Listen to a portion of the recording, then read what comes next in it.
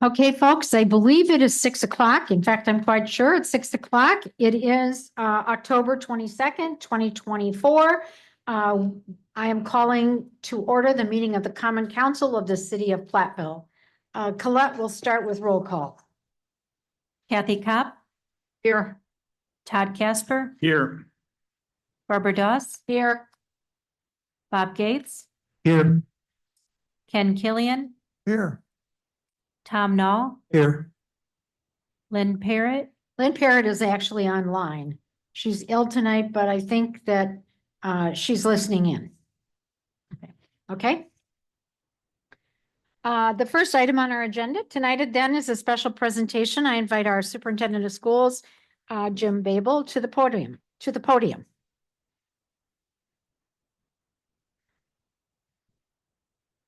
Well, thank you, everyone, for the opportunity for the school district to get in front of the city council and for providing an audience. One of the things that we learned over the past couple of years, and then it was really evident when we had a community survey over the summer, was that a vast majority of our community members really aren't in connection with the school district. And that is really difficult for a person like myself who has only been in a school. And it's tough to come to that realization, but the survey really spoke to that. So what we've tried to do over these past 2-3 months was to have our community members rediscover about our school. Celebrate all of the things that we're working on and that we're accomplishing. So then they have more of that connection with the school. So the first part of the presentation is to express and explain how we go about our work in the school district. And then at the end, there are a couple of slides that can discuss the operating referendum, which is coming up in the November vote. To begin with, we analyze what we do, just like every profession. We try and get better every step along the way. In all of the studies, in all of the professionals that we listen to, the one element that a school has the most control over is instruction, high quality instruction. So a lot of what we do as a school district, that's our focus. Many other things we can influence, but a lot of the other elements that go into learning are outside of our control. So I'm going to present, the next 2 slides are going to be 2, we call them big rocks because they don't move. They're tough to move. These 2 big rocks are all focused on achieving high quality instruction. So the first one, if you've been in our buildings, you've seen this around. This is the start of my 6th year in the school district.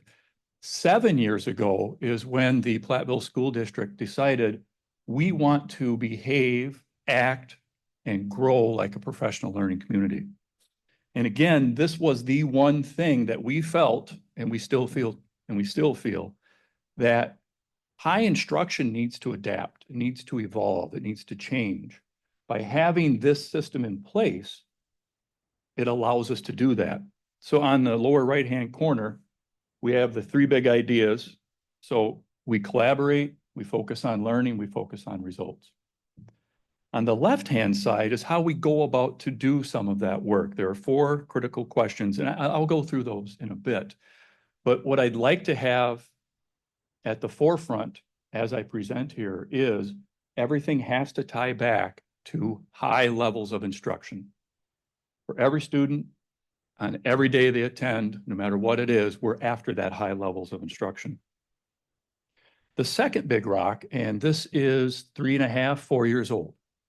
And we started to look at ourselves, and we felt this was a missing piece in our district. And when you go to recruit and you go to retain your staff, we felt, and we worked on this as a staff, that we needed something that would then, all decisions would have to pass through. So we have the previous one. A lot of our decisions go through that. And this you belong statement that our staff created, our board supports, This is another one of those checkpoints. If we're going to do something in our school, it has to pass through this slide, and it has to pass through this slide. So there are 10 elements to this You Belong. And on the left-hand column, for example, the third one down, we will provide and utilize materials and resources that authentically represent diverse perspectives and backgrounds. So an example would be 2 summers ago, we were looking at a social studies curriculum. The deciding factor between the 2 finalists was one of the curriculum nailed that element. The other one just kind of touched on it. So that's an example of how we use these as we go through. End result, this was created through our high school last year. When a student graduates from the Platteville School District, this should be their portrait. They should talk about their community, their school, ourselves. Again, when everything is in alignment, when we're going back to high quality instruction and we use this process and we make sure that every child belongs in our district, this is the result we're after. And this is something, as a school, we say this out loud and we write it down, because then you're accountable for it. To go into some of the details, that first question, back some slides, was what do we want all students to know and then be able to do? That is a live link, so you can, hopefully it works. Sometimes links don't work, but maybe that one will. That'll take you right to our webpage. And in that, you will see every grade level, every subject, what our educators, what the targets are. And these are it was very difficult because in education, a lot of times you're trying to do as much as you can because you owe it to that child. What we have done is we're going to put a guarantee on these essential learning outcomes. It's maybe 4 or 5 per semester, maybe 8 to 10 per year. This is a fluid list. We review it periodically. Twice a year we go through. If something comes up, we can adjust it. It's kind of like a budget. You put the budget on paper and you work with that. And then at the end of the year, you kind of see, oh, we had to make adjustments along the way. So that's what these essential learning outcomes do. One of the reasons why I'm proud of this, a couple of reasons. First one, our staff did the lift on this one. They did the work. They are the experts. The second is we believe when families are looking for a community to live in, they go right to the school's webpage. We've been told that by a lot of families that come in and in our travels. We want our families to know, here's what your child is going to be delivered for high quality instruction. So we think this is a great tool in that regard. So once we have what we want them to know and be able to do, how will you assess that? And that's, how can the student demonstrate along the way that they have attained that knowledge and they can apply it?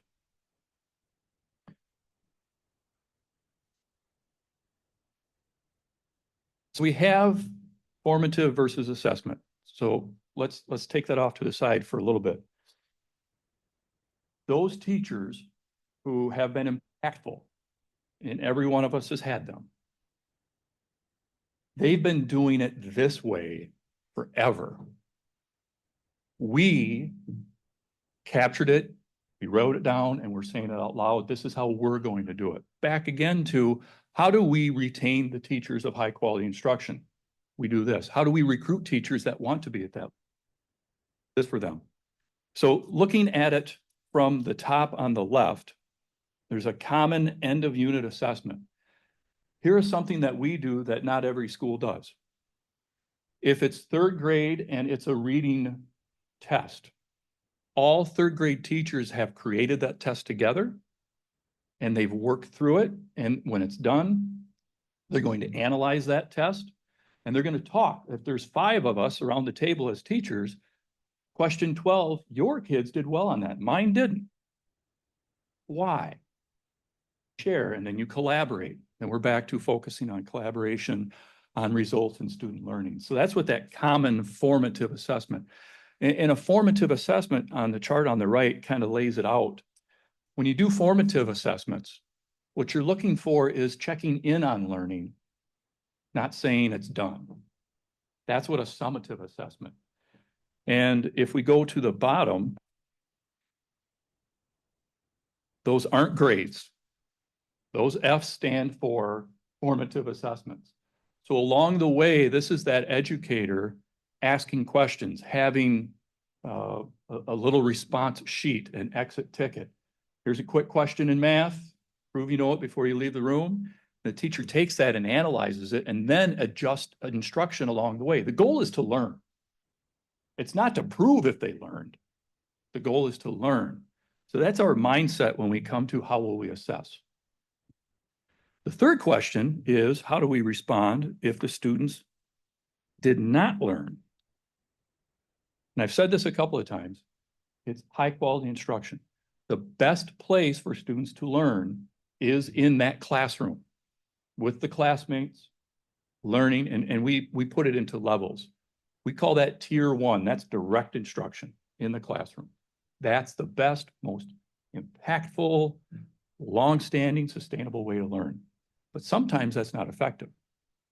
So you can then go to tier 2, in which, let's say I'm a classroom teacher and I have 20 students and there's 3 of them that in math, just division is struggling with them. I'll have the other students working on something. I'll pull those 3 back to a little kidney table and I'll target that one specific skill because we've identified those skills with our essential learning outcomes. We go back, we keep tying it back to that. Tier 3 would be an example in which it's still not working. In this, we have times in each building where it's called, an umbrella term would be, it's time for intervention. We give it names like climb time, pride time, however it is. It's an open time in which a teacher can say, I need 3 kids in my room during this time, and we're going to have a laser focus. Or we have an interventionist who that's their role all day. A key difference in this, when we have that time for intervention, is that, let's say it's a math class and it's 5th grade math. The student who is going to have that intervention time, they stay in 5th grade math. They're going to get that grade level appropriate instruction. It's at a different time in the day that the student is then removed, and then we have that intervention on math. It's data backs it up, and it's just illogical that if I'm in 5th grade math and I need some intervention time, if I leave that high level instruction in the classroom and I go over here to intervention, I'm missing. So that's it's a challenge in scheduling, but it's what we believe in. And it really is starting to take effect as far as allowing our students to grow. 4th question, what do you do with those students who have already learned it? How do we extend their learning? And the great example is over the last 3 years, we have developed partnerships with primarily UW-Platteville, Southwest Technical College, but then some other institutions. And this is more so high school level. When they get to that junior or senior year, we extend them with those dual enrollment classes. So that is, if I'm a student and one that we have right now is a junior level English class. The teacher is certified. The university backs that teacher. So that child is getting high school credit that's being taught in our building by our teacher, but the curriculum is from a cooperating campus. So they're getting high school credit and they're getting college credit. That's the dual credit piece. So that would be, if you go back however long you want to go, that student, instead of pursuing and stretching, they might take a study hall. That's not what we're about. We're about those 4 questions. We want them to learn. How will we know it? What do we do if they don't? What do we do? How do we extend it? And so that's another element in our buildings. And that slide is, that's how much it's grown for our kids.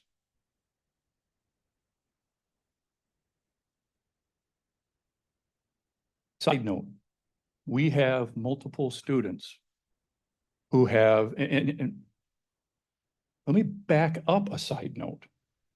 It's our belief every student gets this opportunity. Every student. That means it's not a financial burden to the student or the families. Because there are some students who will go through our system and they'll never be exposed to a college level course. They'll never have that. And as a result, it'll never even be a dream. So we believe wholeheartedly that every student gets this. Now back on the side note, this has been in place 3 years or so. We have several examples of our students who are going on either to a 2-year technical school and finishing early or a 4-year college campus and finishing early. We stretch them, they're prepared, they get to campus, they achieve the degree, and then they're out. They can pursue further academics or they can start their career. So the investment, we're now starting to see evidence of the benefits of this. It's for our students, and that's where we stay focused on. Wrapping it all together, trying to capture everything that 240 plus people, over 1,550 students do in one picture is difficult.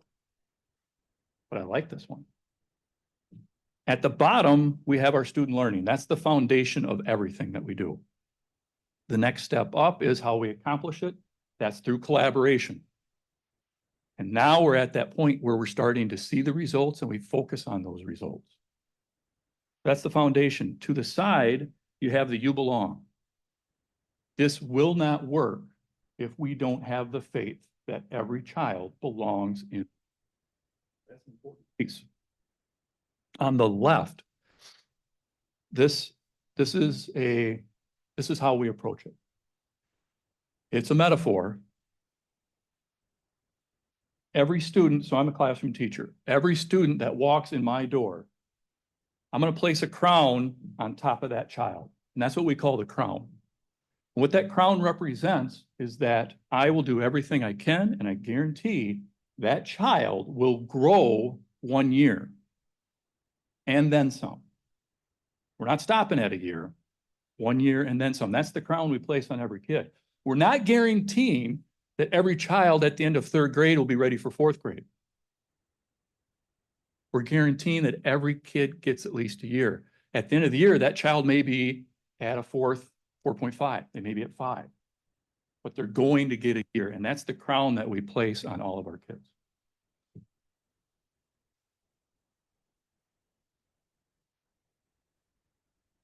So I just summarized in probably 10, 15 minutes what it has taken a lot of people, a lot of work to do. So I hope I didn't cheapen it because we have some top-notch people that work in our district. And their love of learning and their love of students is unmatched. I'm a guy that's been in several districts. Those same people exist in every district I've been in. They do. And as I started, part of our reason these past couple of months was to re-engage our community in our school and then what our school offers. So there is that.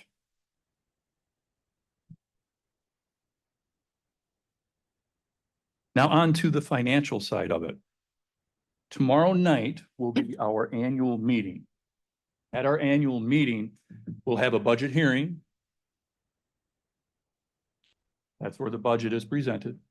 And all of everything for the annual meeting is live on our webpage on Board Docs if you want to review it. We have a budget hearing, and then we have an annual meeting. And then after the annual meeting is when our board has the opportunity to approve the levy. It's unique this year because we have an operating referendum question. So our board will have to approve 2 levies. 1 levy if the question is supported by our community. Another levy if the question is not supported by our community.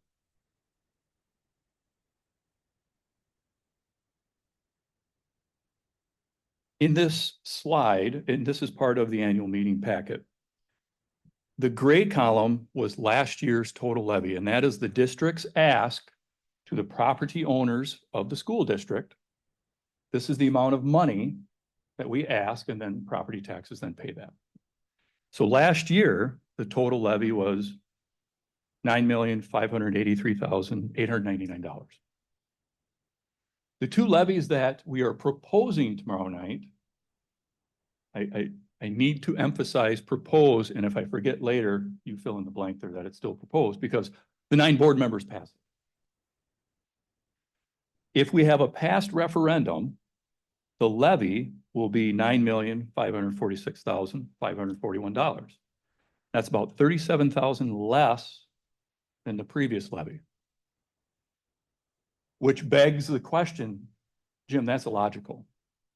How is it that the levy will be less, but yet you're adding $800,000 to it? So humor me if you will.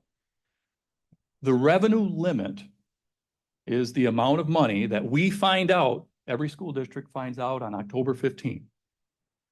They say your district can get this much money. That's the revenue limit. The revenue limit is changing slightly. It's not linked to any inflationary factor. So the revenue limit grew a little bit. But here is, so you look at that, and as a school district, our needs are increasing, and the cost to fulfill those needs is increasing. Inflation has hit everything. So it's more difficult to meet those needs if that revenue limit doesn't go up. But there's a way. In the state funding formula, if your community wants more than that state revenue limit, you have to ask the community. And if they support it, now the revenue limit has gone up. In 2006, Platteville School District passed a very similar operational recurring referendum. Back then, the numbers were 500,000, 500,000, 500,000. So after year 3, it was 1.5 million added into the formula. If you were around back then, it was a significant decision, but eventually it just becomes part of the formula. And then it's part of what you do. It's inside of the formula. So we're asking a very similar question, going 800,000, 800,000, 800,000. So with that in mind, the revenue limit went up a little bit, but the state has increased how much aid they're putting into that. If you remember back in July, when the headline said Platteville School District gets $900,000. And the gut reaction was, great, we don't need a referendum. No. The state didn't raise our revenue limit 900,000. They said they're going to include more money inside of it. So 2 years ago, it was about 50-50. By putting more money into that revenue limit, into the revenue limit through state aid, it's now 69% state, 31% local property taxes. It's subsidizing. I spoke to the student senate at UW-Platteville last night, and they are doing a wonderful job of getting their kids to vote, which is incredible. But in speaking to the student senate, the example I gave them was one of my favorite drinks is an Arnie Palmer. Half iced tea, half lemonade. That used to be us in Platteville. We were 50-50, 50% of that revenue limit. If you have a cup in front of you, half of that was lemonade, that's the state aid. Half of that was iced tea, that was property tax. Now to today, the cup got a little bit bigger, but there's a whole lot more lemonade in there, reducing the burden on local property taxes.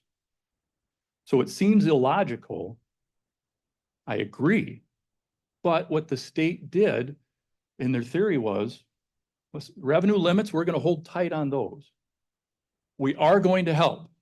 We're going to put more money into state aid, but your community has to approve it. So those are the rules.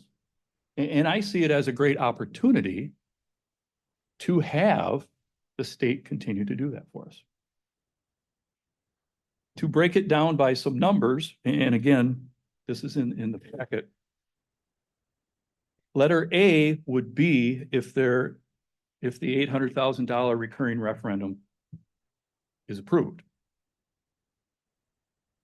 So that's the total general fund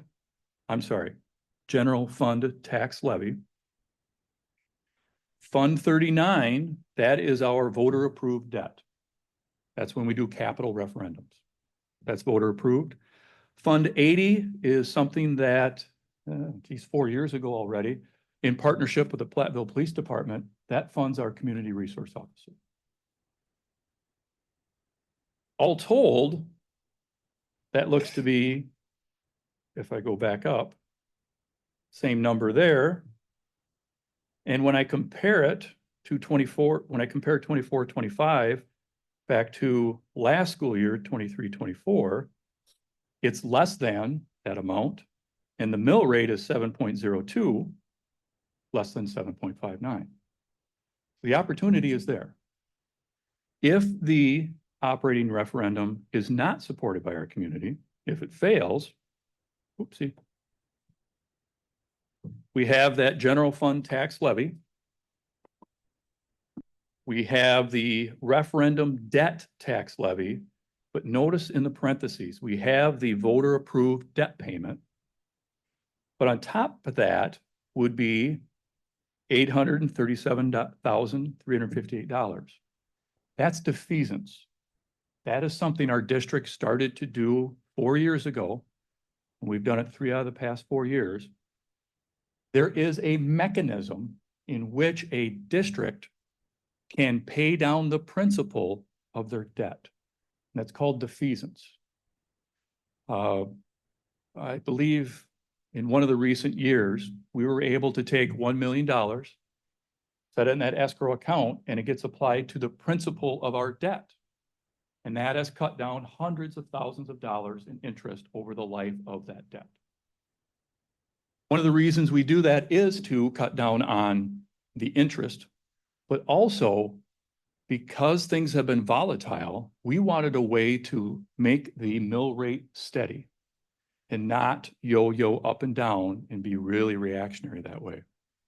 So we've been able to do that, keep the mill rate level, and pay off some of the principal of our debt. So that is a tool that our board has used. And why 358,000? Well, that gets us up to the same amount as the levy was last year. Same amount, and the mill rate 705. So what the proposal in front of our board tomorrow night levies, if the referendum passes, the levy will decrease for our property tax owners. If it doesn't pass, the levy will stay the same as last year.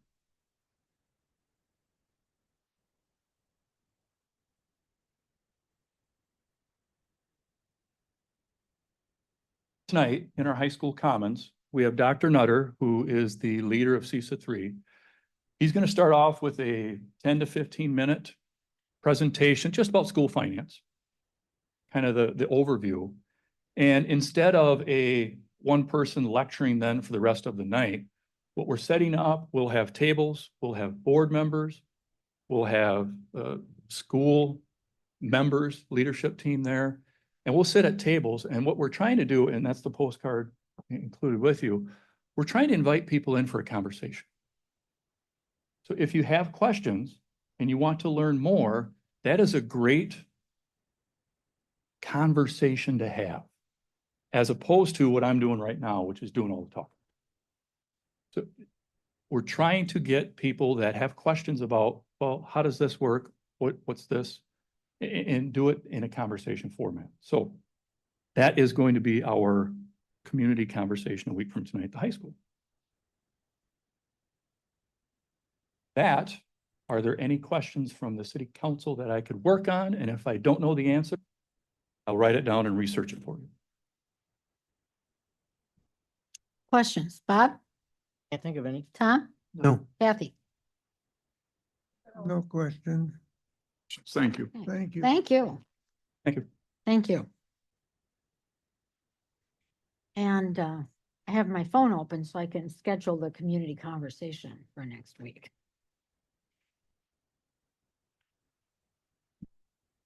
Okay, thank you, Jim. And early voting has started. I guess. Yes. In-person absentee. Well, absentee had started a while ago, right? Colette? I mean, total absentee had started a while ago, but currently we have in-person absentee voting. And we might have you say something about that at some point in time here. But let's go on to. Actually, could we, I'd like to just point out that the in-person absentee voting is on the first floor. We're going to cover that during citizens' comments, observations, and petitions. We're going to go on with our agenda, and then we'll get there, Nicola. Okay, consideration of the consent agenda. The following items may be approved on a single motion and vote due to their routine nature or previous discussion. Please indicate if you prefer separate discussion or action on any of these. So we have council minutes from October 8th, the regular meeting, October 15th, the special meeting, payment of bills. I have no appointments for boards and commissions tonight. Licenses as were in your packet for 1- and 2-year operator licenses to serve and sell alcohol. And then for some reason, canceling the December 24th Christmas Eve Common Council meeting. I mean, I'm sure none of us would have anything else to do that night, right? So do I have a motion? I'll move to approve the consent agenda as presented. Second. All right, we have a motion by Kathy and a second by Ken to approve the consent agenda as presented. Colette will vote. Pop, Yes. Casper, Yes. Doss, Yes. Gates, Yes. Killian, Yes. Null. Yes. Will Lynn be voting? I don't think it's necessary because we have 6, so. Okay. Okay. All right, next we have citizens' comments, observations, and petitions, if any. And I was going to give Colette the floor to talk about in-person absentee vote. Thank you. So today was the first day for our in-person absentee voting. It was moved to the first floor from the council room to accommodate, anyone that was not able to navigate the stairs. We were a little apprehensive about that, but it worked out great. It's in the new, sorry, my mic is funny, the new HR conference room. So that's on the left side when you come in the door. We had over 200 people today. In-person absentee vote. That will run now every weekday until November 1st from 8 until 4:30. Okay, so the time is 8 a.m. to 4:30 p.m. The location is the first floor of the City Hall at 75 North Monson Street. If people are not registered and come unregistered, they would have to be able to navigate to the second floor. We have moved the voting to the first floor because our elevator is out of commission. So in order to accommodate folks, we moved to the first floor. Any other comments on in-person absentee voting? Okay, good. I have also had a request from Clay Schaefer and Bob Hunthausen to speak during this time on the stream bank restoration.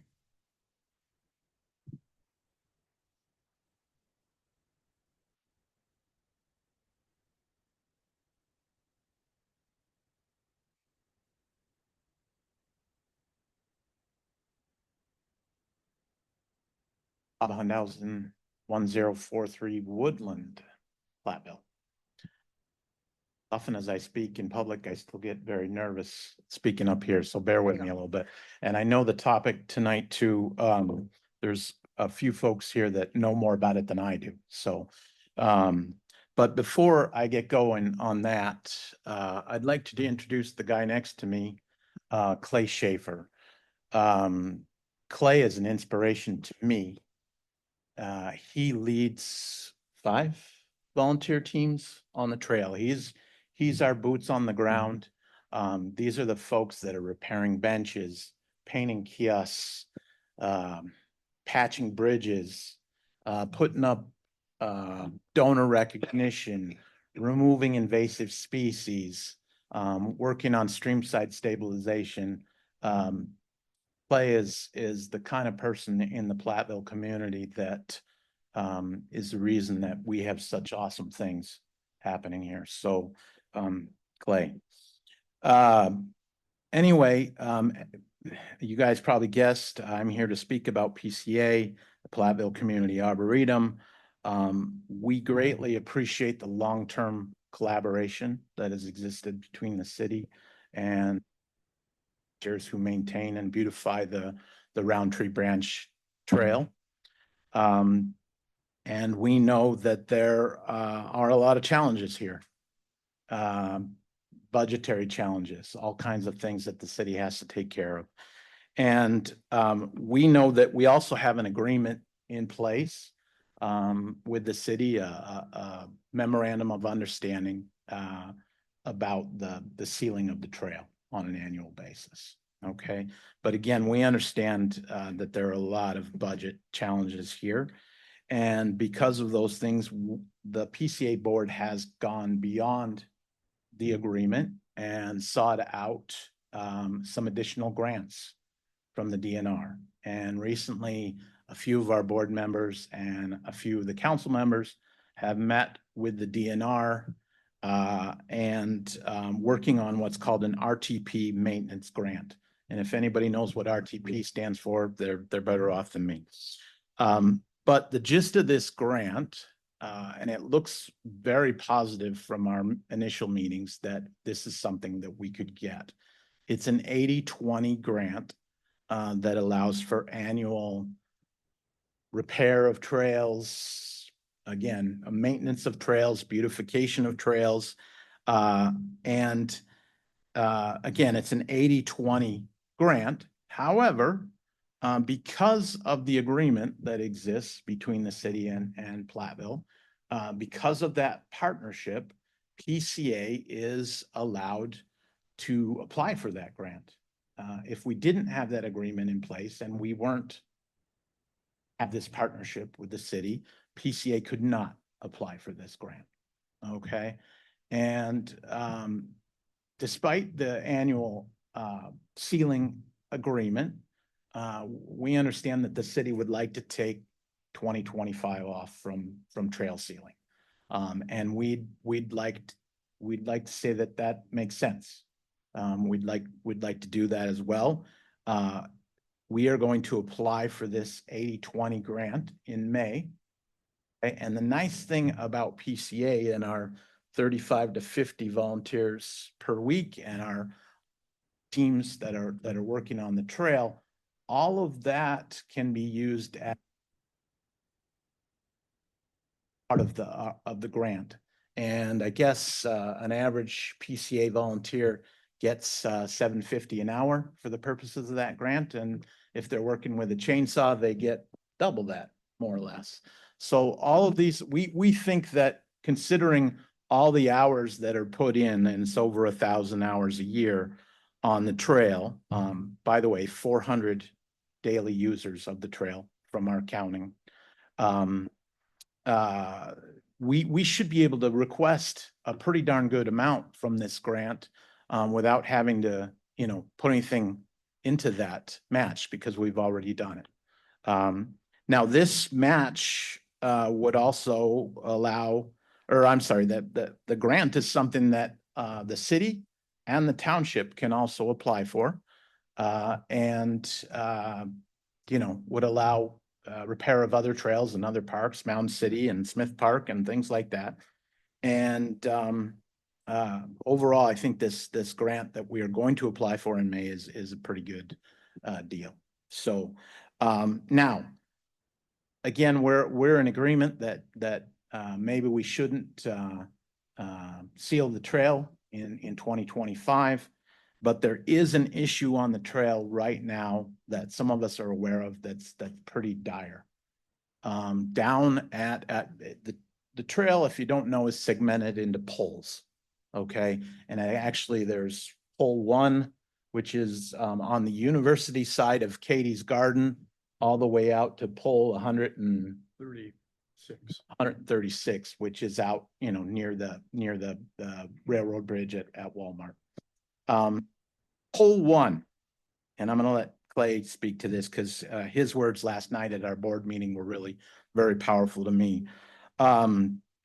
There is a stream side stabilization issue that at the moment is about 2.5 feet from affecting the trail. And if you've seen that pole 1 area, again, on the university side of Katie's Garden, not only do we have a situation where the erosion of the stream side is getting really close. The trail itself is all cracked and depressed in this area. So words that were powerful to me last night from Clay is that if we don't do something nearly immediately about this particular area, we're probably going to lose a section of the trail that's probably the 3 times the width of that table and at least as long, if not more. And if you think about that particular area, that's where the kids are coming from the university trail or going back to the university. And if we lost that portion, we're going to have to close that portion of the trail down. It would limit access on. It's a pretty serious situation right now. Clay. Clay Schaefer, I'm at 945 Steamers. Thank you, Bob, for those kind words. My volunteers make me look awful good. And that includes 2 of the councilmen here tonight. Tom Dahl is on our Wednesday morning crew, and Bob Gates is on our Monday crew. And Bob is also one of our lawnmowers out there. So Bob knows firsthand the area we're talking about. So thank you, gentlemen, for your help. Okay. Bob and I went down to the pole this afternoon about 2 o'clock just to check it out. And it's getting worse, people. Getting worse. We didn't have a lot of rain this summer and lately, obviously. We looked at it, and from the edge of that trail to where the erosion is about the width of this podium. Now, we get any kind of heavy snow or lots of rain this next spring, you can see what's going to happen. Now, this isn't going to move. This will. And this means more money to be spent to try to fix it. And Bob mentioned we have cracks over here. Pole 1 is right opposite this erosion. We lose a telephone or a light pole right there, that could affect multiple poles on the circuit.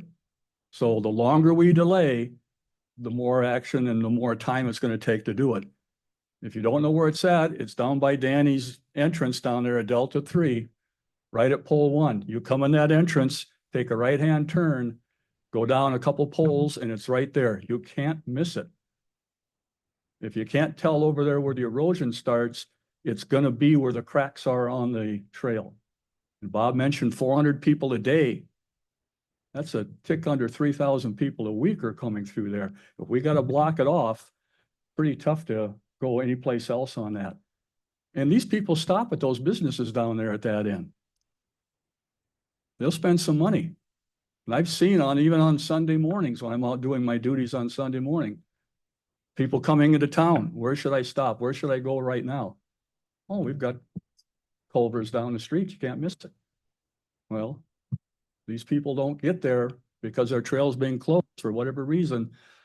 That's going to hurt some businesses in town as well. So consider, if we've got the grant, let's use it as soon as possible, folks, because we don't want this to get worse. Okay.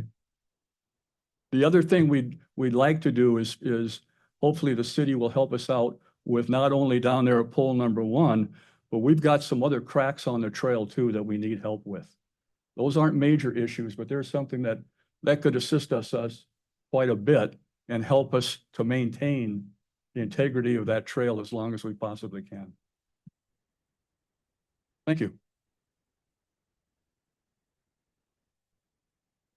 Questions? Just a couple questions. You're going to apply for that grant. What's the amount that you're going to apply for? Kathy, we're really going to sit down in the next few months, and the board is, to figure out what we need to do.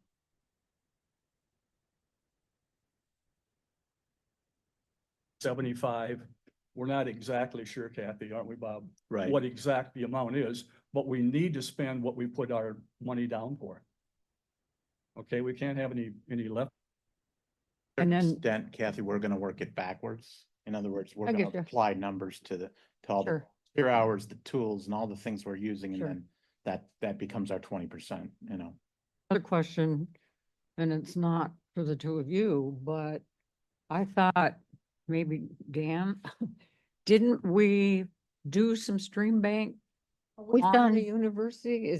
this isn't on, this is the section between, County D and it's under the bridge from the chamber, but it's before you go to the university, before the roundabout, Right. right? Right Yes. before. Right before the roundabout, It's Yep. just right across the, right? where if you're familiar with the trail, the Right. entrance right there and that, oh, Dan, that wetland we have down there. Okay, so, but the stream bank work that was done was farther west then, correct? But, Okay, well, I think we've done stream bank work east and west. I meant of the pole one. There were 5 locations, right? that were- Okay. Yeah. Okay, Question here, Bob and Clay. And Dan, Howard's not here to address this, but I was under the impression that there were 3 locations that were going to be worked on like this late fall. Dan, would you come to the microphone? Because I know the Mineral Street Bridge was one. Right. But I thought that whole one was another one. Dan Dressens, Delta 3 Engineering. So for the work that's gonna be done this fall, the 3 locations are East Mineral Street, Valley Road, and then by the pedestrian bridge by Country Kitchen.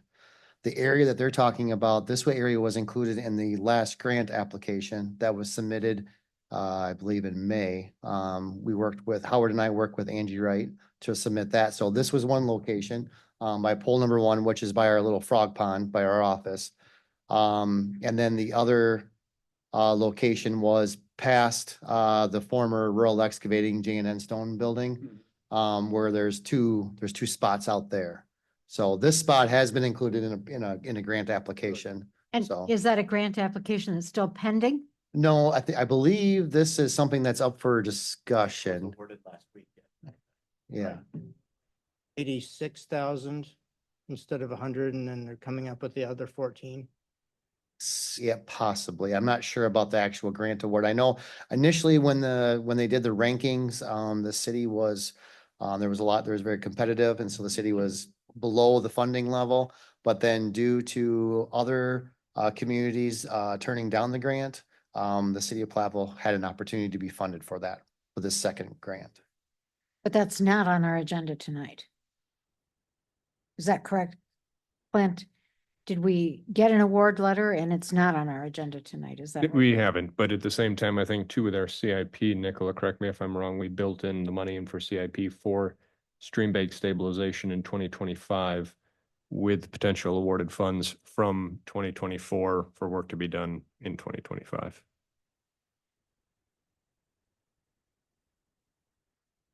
So thank you for bringing that to our attention, and I think that we're trying to attend to it. How's that?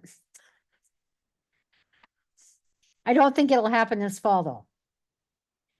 So hope for not, yeah. That's not how our money happens. Right? I mean, our money doesn't, right? Then you have to go for bid and all that kind of stuff. So I'm pretty sure it's not going to happen this fall. All right, that's all the requests I've gotten for citizens' comments, observations, and petitions. So we'll go on to the action portion of our agenda then. And the first of those action items is Resolution 2416 affirming legacy naming of the Keith Terrell Sports Complex and Ball. It's really this Keith Terrell Sports Complex, which includes ball fields, Correct. Yes, we received, isn't the ball fields. the complex includes all the. new Includes the ball fields. fields. Correct. Yep. Right. We received concerns from a previous Platteville resident regarding the Terrell Sports Complex and signage. Through multiple discussions, we were educated on the inception of the fields, the dedication and naming of the field and complex, the history of Keith Terrell, and the original signage at Legion Park.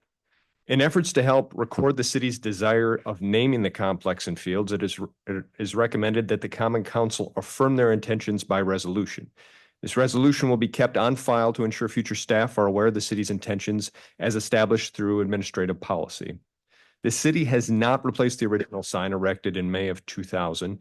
It is recommended that the current commemorative sign remain, and we refrain from replicating this original sign near Pitt Street. The existing sign commemorates Keith and the complex in a spot that is visible for the attendees to the complex. Legion Park is associated with many commemorative names, including Legion Field, Terrell Complex, Woodward Field, Hill Field, Chamberlain Field, Abbing Field, Broski Center, the Sanders Shrine Pickleball Complex, Legion Field Courts, etc.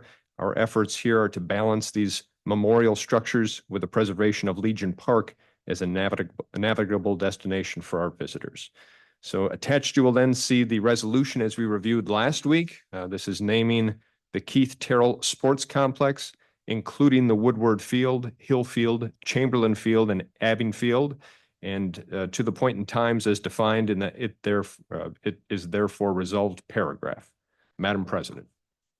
Okay, do I have questions from the council?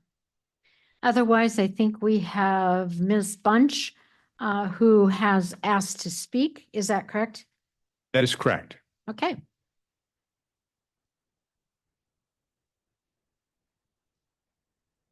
Lynn, turn on your microphone. Can you hear me? Oh, there we go.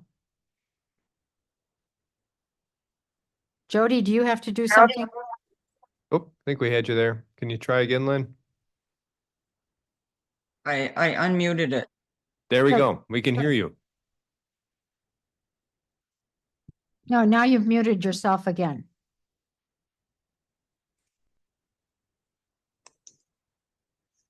Now, am I good? Yep. Good. Excellent. Okay. Okay, here we go. I'll try to keep it as short as possible. I realize you just sat through two rather long presentations, so I don't want to take up your whole evening. But anyway, good evening, everyone. Thank you for allowing me to attend your meeting tonight. My name is Lynette Terrell Bunch, the daughter of Keith Terrell, Platteville's Mr. Baseball. I lived in Platteville for 24 years and spent most afternoons at the swimming pool and most evenings at the ballpark. My favorite song was Take Me Out to the Ballpark, and I enjoyed my share of peanuts and Cracker Jacks. I still miss hearing the balls hitting the catcher's glove and the crack of the bat. I have many great memories of that time in my life. Tonight, I am joining you to speak on behalf of my father and about the need for a new sign at the Keith Terrell Sports Complex. My father loved all sports, but his favorite was America's favorite pastime, which was baseball. Baseball began in Platteville with my grandfather, Russell Terrell, in 1930. He formed and managed the Big Patch Apache team. At 16, when he was a junior at Platteville High School, my father took over managing the team and moved it to Platteville. The name was changed to the Platteville Cardinals in 1939. The Cardinals became a semi-professional team, which meant that some players were paid to play, mainly the pitchers and catchers. My father played for 5 or 6 years and then decided to devote his talents to managing. He always said 1947 to 1955 were the golden years of baseball. At that time, they charged 50 cents for adult admission, which was used to pay the players, the umpires, and buy the equipment. They had to average 400 adults per game to break even. They played traveling teams such as New York City, St. Louis, and Chicago. For 8 out of the 10 years, they played in the Wisconsin Semi-Pro Tournament at Brewer Stadium in Milwaukee. In 1947, my father was named district commissioner for the 5-county area. In 1950, the Cardinals played a record high of 70 games. In 1962, the team was forced to disband because of the cost imposed by the school district of $85 per night for use of the lights and field. The school district was in charge for 10 years and then the city took over. My father signed a major league contract with the Cincinnati Reds to scout for the team, which involved a lot of travel. However, he enjoyed taking pictures and movies of the fields to get ideas for the Platteville fields. Earlier, he had turned down an opportunity to manage the Philadelphia Phillies farm club in Terre Haute, Indiana. Because of his love for Platteville, he just had to turn down that offer. In 1974, he was told of the very poor condition of the Little League program. So, of course, he reorganized the league into what it is today. He rebuilt the dugouts, the press box, and cut out the infield himself. He appointed a board of directors. That winter, they met and raised $6,000 for uniforms and equipment for 13 teams. They also raised money to put up new lights. These uniforms were stored in my father's office at home during the off season, much to my mother's dismay. During this time, my father also started a church league, slow pitch softball league. This league had great response from the community and had many fans every night. My father would drag the diamond before every game with our car, so I was known the girl around town who had bats and balls in the trunk and a gray car that was always covered in brown dust from the field. In 1980, my father reorganized the Platteville Cardinals, changing the team to an amateur status. He raised $2,000 to buy uniforms and equipment. He personally built the press box and the dugouts. He built a new backstop, purchased a new electronic scoreboard for both Hill Field and softball field, solicited $1,500 in donations to erect a new chain link fence for Hill Field, and spent 3 winters painting 46 signs for the advertising on the fence. In 1983, he managed the team that won the league championship. That game was his last game and his 401st victory of his career. Just before he turned over the job of manager to his successor, he convinced the city to turn the Little League fields around so that they would form the present-day complex. All 4 home plates now back up to the concession stand, which he had built in 1963. Following all of this, my father planned and organized a 50-year reunion. Many of the players from all over the U.S. Attended. After 50 years, he was awarded the title of Mr. Baseball of Platteville. It was a well-deserved honor that represented a lifetime of work and dedication. On May 28, 2000, my father was honored with a dedication ceremony planned and organized by the Platteville Common Council. A wonderful sign was erected and many presentations were given by the Common Council president, the city manager, and the Parks and Recreation director. Also, many of the former players spoke. It was a day I'll never forget. In 2018, I noticed that the original sign had been taken down. This was a good thing because it had deteriorated in the last couple of years. I noticed there was a small 8x10 sign on the front of the concession stand that was like the larger sign by the street. However, it was metal and had rust everywhere. I then contacted Luke Peters, the Parks and Rec director at the time. He was very kind and accommodating. When I came to Platteville in 2019, I was very disappointed. The sign had been redone, but it was not what I expected. I was expecting a sign in the area where the original sign was near the driveway. Instead, there was a diamond-shaped sign like a caution sign on the roadside. It was situated on the side of the building where, in my opinion, is not really visible to the public and had his name spelled wrong. Needless to say, I was really upset. So then next came the pandemic. So I wasn't able to come to Platteville for a couple of years during that time. But when I came back in 2022, the same sign was there. So in 2023, I met with Robert Lau, the Parks and Rec director.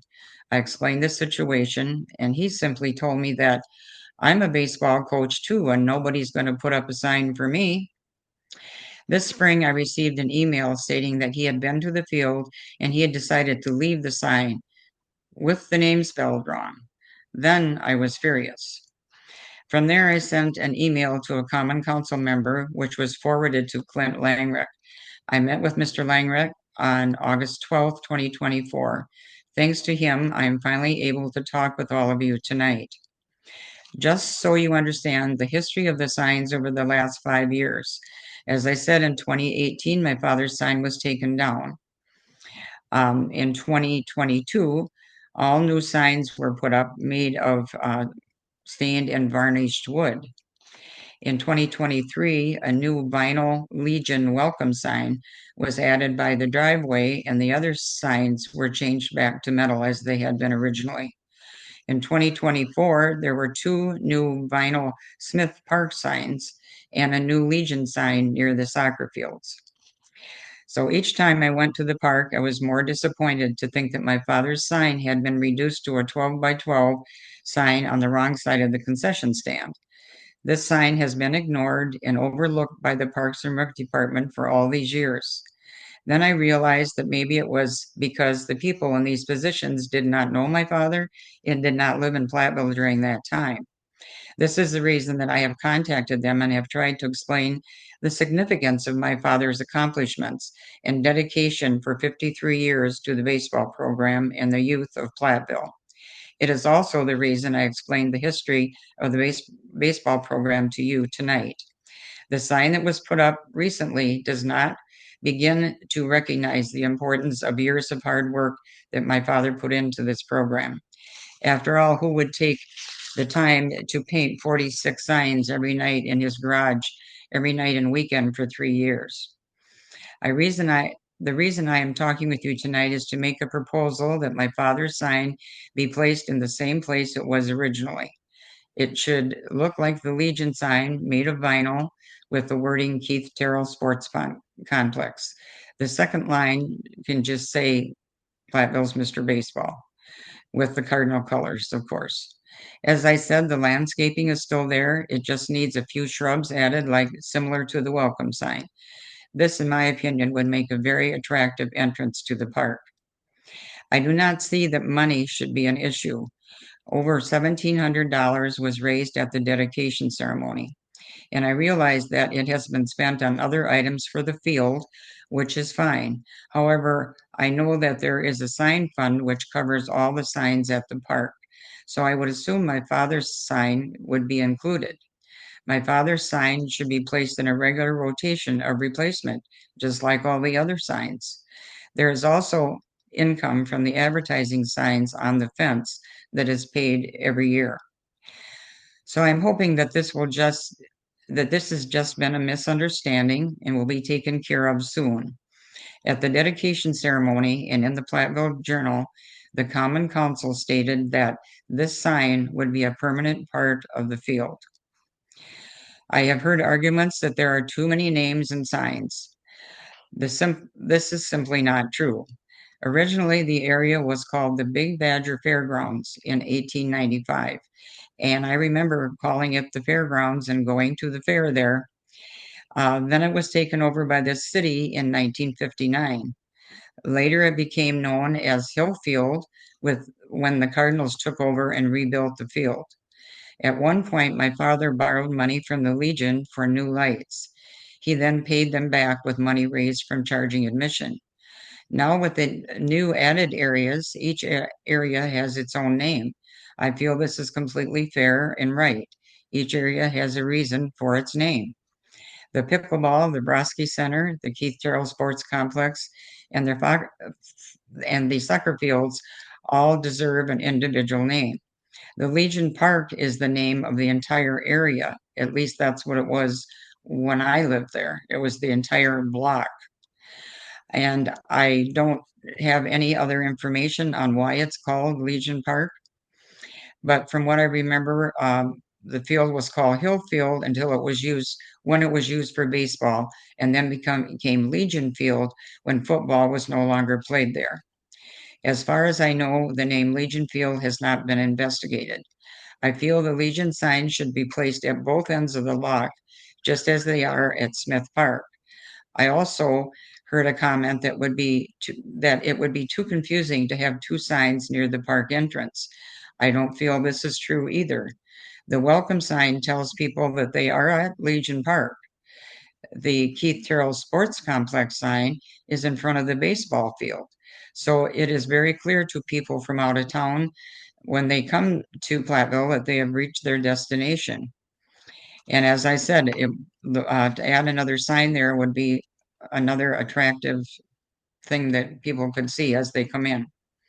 I am hoping and praying that the Common Council will understand what I've shared with you tonight and will conclude that the appropriate thing to do is to place a sign for the Keith Terrell Sports Complex at the entrance to the park. This will preserve my father's legacy and show appreciation for all his leadership and organizational skills over 53 years that made this park what it is today. The small sign on the side of the concession stand does not nearly do justice to those 53 years of major accomplishments. I really appreciate you allowing me to speak with you this evening about this situation. And I just really would like to get this taken care of. It's very important to me. It's very important to my grandchildren, my great-grandchildren, and my children. So I thank you very much for your time. Thank you, Lynn.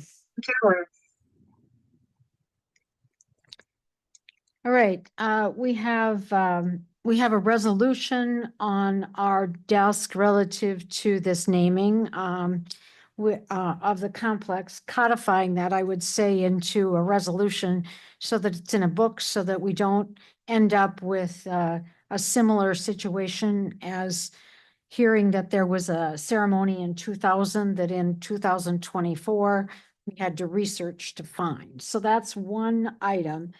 The resolution does not include any reference to what the sign would be. So we can, we're adopting a resolution. The resolution doesn't necessarily, or doesn't specify the signage. Lynn, have you seen the resolution? You can shake your head yes or no. You're gonna have to turn your microphone back on so that we can hear you. Okay, Did you see the resolution? yes, Okay, and so that you know, in this resolution, I guess we would say there's some, I don't know, there's a couple of items in this resolution I want you to be aware that are there. One is that if the baseball fields ever cease to exist there, or they become something else, that the signage for that would disappear there. I think it says the complex or fields are no longer serve their intended purpose. So if baseball goes away and those fields go away, of course, there would be no signage. yes, I realize that. If there was a significant change to the fields, if there were some kind of significant alteration of fields, that might preclude any kind of that might preclude this naming. If we don't have Legion Park at all anymore, obviously, if for some reason the city had to get rid of Legion Park, sell it, or I have no clue. You know, we have no clue what's going to happen in 5 years, Sure. much less 50 years. And then, yeah. So I just want you to know that would be there. So the resolution tonight deals with our affirming the naming of that area of Abbing Field, Hill Field, Woodward Field, and Chamberlain Field as the Keith Terrell Sports Complex. Correct, Madam Chair. What is brought forward today is a question in regards to the resolution and affirming naming of that. Post action from that, if the council wanted to direct a further action on signage, that could be something that you can direct me, but I would stand by my recommendation tonight. I hear you have your recommendation. And so one item is the resolution. The resolution has no reference to signage. The second item is, would be how that naming is displayed. And so, I think the thing that we take action on tonight is the resolution, and then we'll take, comments on the signage. So first of all, is there any, questions on the resolution itself? Questions on the resolution itself? I mean, the council in 2000 did this, we're basically affirming what was done in the year of 2000. Mhm. So can I get a motion on the resolution? Make a motion. Okay, I move to adopt, excuse me, make a motion to adopt resolution 2416 affirming legacy naming of the Keith Terrell Complex and ball fields. Second. okay, so we have a motion by Bob and a second by Kathy to adopt resolution 2416 affirming legacy naming of the Keith Terrell Complex, which includes the ball fields. So we will vote Colette. Cop, Yes. Casper, Yes. Doss, Yes. Gates, Yes. Killian, Yes. Null, Yes. motion carries. Okay, now we'll have a discussion. You've heard Lynn's presentation. Lynette's, pardon me, Lynette. We have a Lynn on the council, and so pardon me if if I say Lynn instead of Lynette. But we've heard Lynette's fine. presentation. We've, I think you've all seen pictures of what was and what currently is. And Clint, your recommendation is what? A recommendation as stated is that, not to take away from many of the amazing things that Keith Terrell has done, but we do have a sign on that is displayed at an avenue of approach into the complex. It does state Keith Terrell, Platteville's Mr. Baseball, Keith Terrell Sports Complex, Mr. Baseball, and does project that, and lets the community know that it is named in his honor. And so with that being said, it feels like we are honoring him with that sign. It is a shape of a home plate, and it is put in the centralized point of the concessions area for display. So I feel like we are accomplishing that, and it certainly is a choice if you want to recreate and add the sign out to the front. But as stated, I think that the message is portrayed, and at the front entrance, we still have you're entering a Legion Park. Okay, comments or? A question for Lynette. You said that the sign that's on the concession stand is on the wrong side. Yes. What did you mean and where would be at the better side? Well, it isn't on the sign where the picnic tables are. So if people are sitting there eating, if they look at the front of the concession stand, they would see it. But now it's been placed to the left around the corner on that big wall, and it's the only sign on the wall that just kind of sticks out, kind of funny. But to me, that isn't the appropriate place. So if it were on the front of the concession stand, and I haven't seen the concession stand lately, I don't know if there's room for a sign, but it seems like everybody who goes to the concession stand would then see the sign when they're standing in line. Right, that's my point. Because it's on the side, no one sees it. Is there room on the front for a sign of guess- that size? I guess that's gonna be I a think so. question for our folks, not for her, so. So Okay. Bob is saying that he would like to see a sign.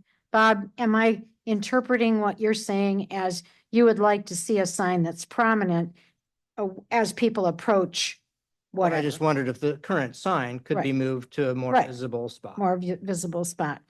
Okay, Tom, you're Itching here for a question to be answered for me, and I may have misunderstood.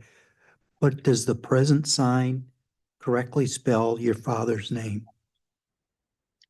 Yes, Mr. Langreck corrected that and put a new sign up just recently. Okay. I totally believe in the fact that history is important to a community, and the history of the people that live there that have actually volunteered and done things for the community means a lot. And I would like us, if not tonight, to actually look at possibly moving the sign and having it represent the ball fields in a manner that really shows significance of what he did for the community and for the Legion Field. So I don't know whether that means we take this up at another time, but I do want you to know that there are many people in the community that appreciate all the work that your father did and his Thank you. legacy. Thank So, you. I don't have a form of a motion. I just wanted to say that. Okay, and so we aren't going to take motions. I'm going to expect that staff are writing down these suggestions. So one suggestion is a more prominent location as done by Bob.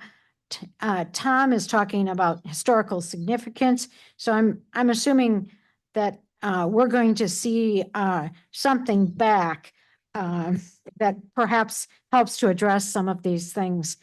Kathy? any- I want to very much echo what Tom said, and Lynette,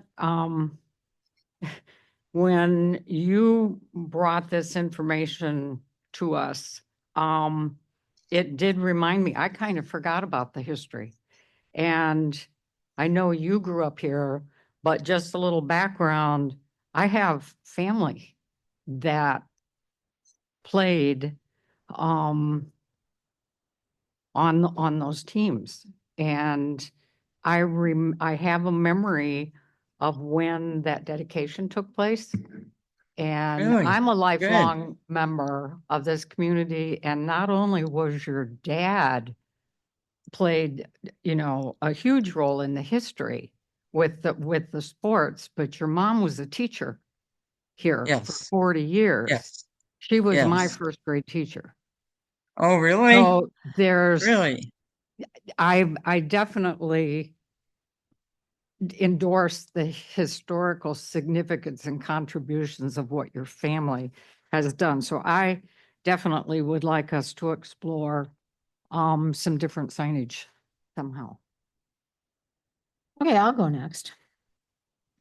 I think it's time for the city to explore QR codes. Every place I go now, signs have QR codes, and they take you to a whole discussion of history. And while I'm not a now generation person, I've actually learned that I have to use those QR codes. Just having been to Cahokia Mounds, and the only way you learned about anything was scan the QR code and read it, scan the QR code. So I guess I also understand the historical significance. I'd like our folks here to think about how to present that in a more contemporary way. And the whole idea of a QR code. Lynn, I'm hopeful that you will send your remarks tonight via email or text or some way to the Yes. city, because that provides a lot of historical data. And so Yes, it does. that would be helpful to us too. So Okay. suffice to say, we're going to continue to explore. Ken, any Okay. comments on the signage? Well, I'm very much for looking at history and supporting the history of what has gone on here. So I concur with what is going to be taking place as far as better signage. Thank you. Tom? I have no comments at this time. Okay.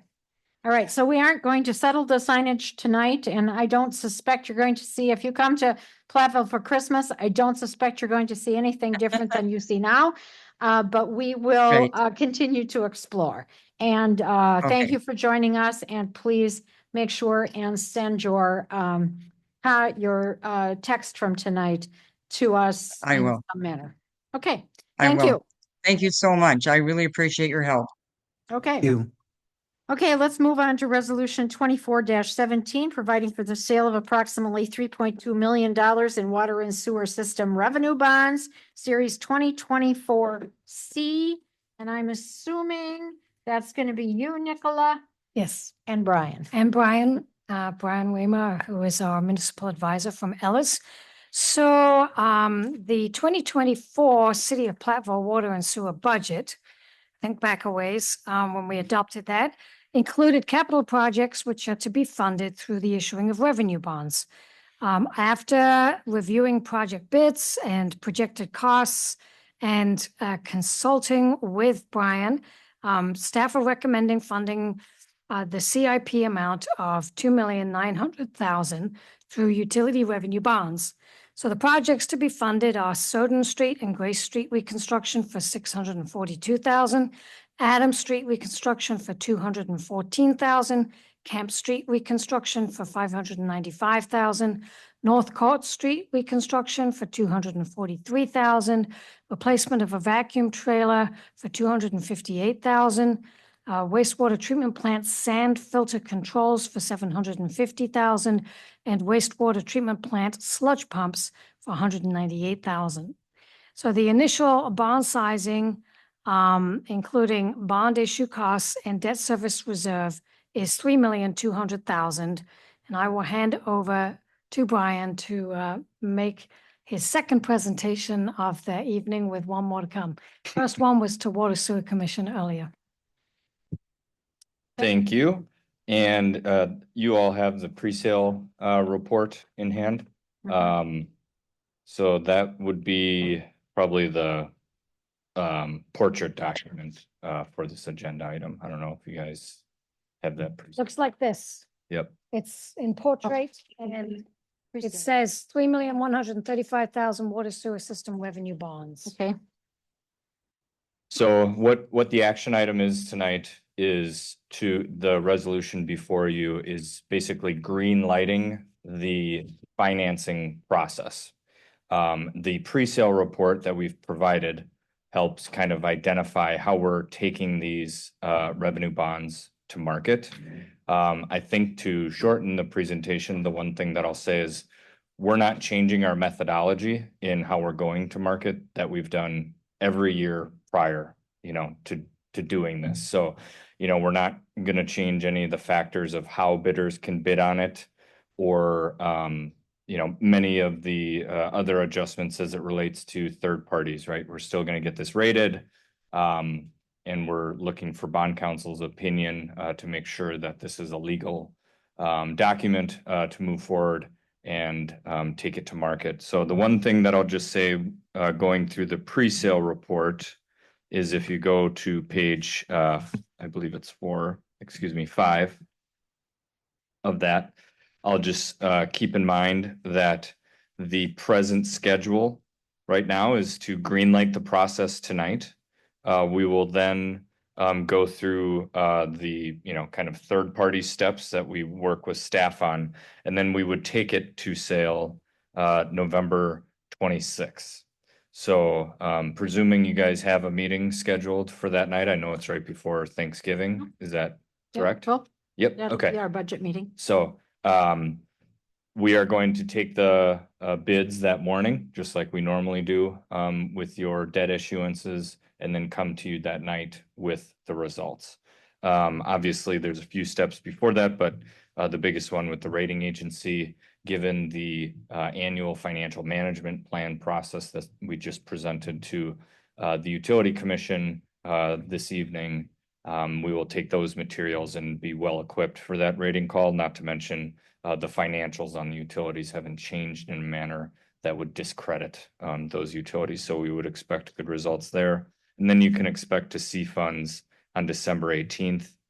As Nicola mentioned, what the city has done in recent years, I think we're probably 2 years running on this, is issuing later in the year so you can see these costs come in and then reimbursing the utilities. So without doing this financing, that 24 audit doesn't look so good for the utilities, right? It would look like your cash dropped significantly. So again, the mechanism here is we're borrowing for 24 projects, more in a retroactive nature, but we do get the value of having the actual data in terms of total funds for the projects needed. So that said, going to the tables, the one thing that I'll mention to you, so I will go to table 2, which is page 7. As we were preparing this, we give bond council estimated numbers, so they put in the resolution not to exceed 3.2 million. Just note that our sizing right now, we have at 3.135. So no need to change your motion. The 3.2 is fine. But expect that right now, what we're looking at is 3.15 million for the revenue bonds. Again, that's taking 2.9 million of projects. And then as a result, to ensure security to bondholders, you fund a debt service reserve fund that you end up borrowing for the difference of. So that's an extra 152,000. And then the estimated issuance expenses of 102,000. So, and then we also have estimated interest earnings in there to fully size the bonds at the 3.135. So these interest earnings are going to be pretty limited given the reimbursement nature. So the only thing there is we'll kind of continue to have that discussion with city staff and see, if there is any spend down room and hone in on that interest earnings number. But again, kind of the reason that bond council uses a not to exceed rounding up, if you will. Okay, questions. I'm assuming this was taken up by the Water and Sewer Commission tonight? Yeah. And I'm assuming that it was adopted? Yes. Okay. It wasn't actually Or an action recommended item. or whatever? Recommended. No, we talked about it, but it wasn't an action item. Oh, it wasn't an action item? No. No. Okay. Okay. All right, people, do we have questions on resolution 2417, providing for the sale of approximately $3.2 million in water and sewer system revenue bonds, series 2024C, and this funds the projects that we have done in 2024 or are doing. This has nothing to do with next year's budget. It has everything to do with the budget we're currently in. And as Brian explained, we borrow near the end of the year, and then the money actually reimburses the accounts that where we've been spending. Question, I have a motion. If go. I move to adopt resolution 24-17, providing for the sale of approximately $3,200,000 water and sewer system revenue bonds, series 2024C. Second. Motion by Todd, second by Kathy. Colette will vote. Cop, Yes. Casper, Yes. Doss, Yes. Gates, Yes. Gillian, Yes, Dahl, Yes. motion carries. Okay, the third action item then tonight is the budget amendment number 3. This is for the geotechnical evaluation of the Platteville Aquatic Center vessel site. Bob. Thank you. In May of 2024, the Platteville Family Aquatic Center, known as PFAC, and the pool vessel incurred catastrophic damage. In August, the Platteville Aquatic Recreation Subcommittee, known as PARS, was appointed and began work assembling information and planning for a potential new pool. Part of that planning includes the potential for a new pool at the current location. A long-standing concern with the current location is the subsurface soil makeup and the conditions beneath the previous excavated site. To address that concern, staff and the PARS have recommended that borings and geotechnical evaluation be done on the site in hopes of confirming the conditions are such that it is appropriate to rebuild on the current site. I have reached out to engineering firms, asked for a quote on 8 borings at a depth of 25 feet along and inside the current vessel that could be done this current fall. The request has based on a PARS member, Andrew Pennekamp, who is also a pool design engineer. One company responded, Chosen Valley Testing Inc., known as CVT, with a quote of $9,000. The CVT proposal is attached, and I attached that with it. CVT was recommended by Mr. Pennekamp and is working with the city on the borings for the new fire station location as well. The budget fiscal impact with costs will be paid out of the pool project fund and will be funded through a transfer from the CIP fund of $7,500 from the playground contingency item and $2,500 from anticipated unused CIP funds. No additional tax levy support is expected from this amendment. Staff is recommending the budget amendment. Okay, so the request is to actually move money that's in the 2024 budget that's currently had been identified as playground contingency that's not needed in 2024. And then looking at our CIP projects and sweeping any unused money from projects that are likely to amount to $2,500. So that's why there's a budget amendment. This actually amends the 2024 budget, doesn't increase the budget, but moves money within the budget. That's correct. Okay, questions? I've read this through and I do not have questions on it. Some of the Otherwise, wording is a little bit different as compared to terminology that I use, and so it is, but I'm acceptable to the wording changes, differences. okay, do I hear a motion? Make a motion. Okay, Bob, I move to approve the budget amendment as proposed for the staff to Chosen Valley Testing, Inc. to conduct the proposed geotechnical evaluation as outlined by their proposal. second by Ken. Ken. All right, we have a motion by Bob, a second by Ken to move forward with this budget amendment. Colette will vote. Cop, Yes. Casper, Yes. Doss, Yes. Gates, Yes. Killian, Yes, Noel, Yes. motion carries. Okay, May I make a comment, please? yeah, I'd just like to thank Bob, Nicola, and Clint for the work they did, and Kathy and Barb in finding the money to do this, and Bob for I guess expediting the process so it can be done this fall. all right, we have information and discussion items. I know the first is supposed to be the resolution about the fee schedule, but does it make sense to do the financial management plan first? As Brian probably has to go back to wherever he goes, Waukesha.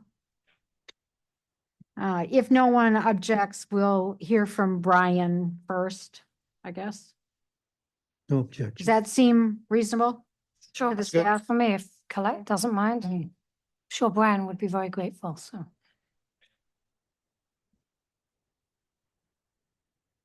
Believe you all have a copy of the presentation. Okay.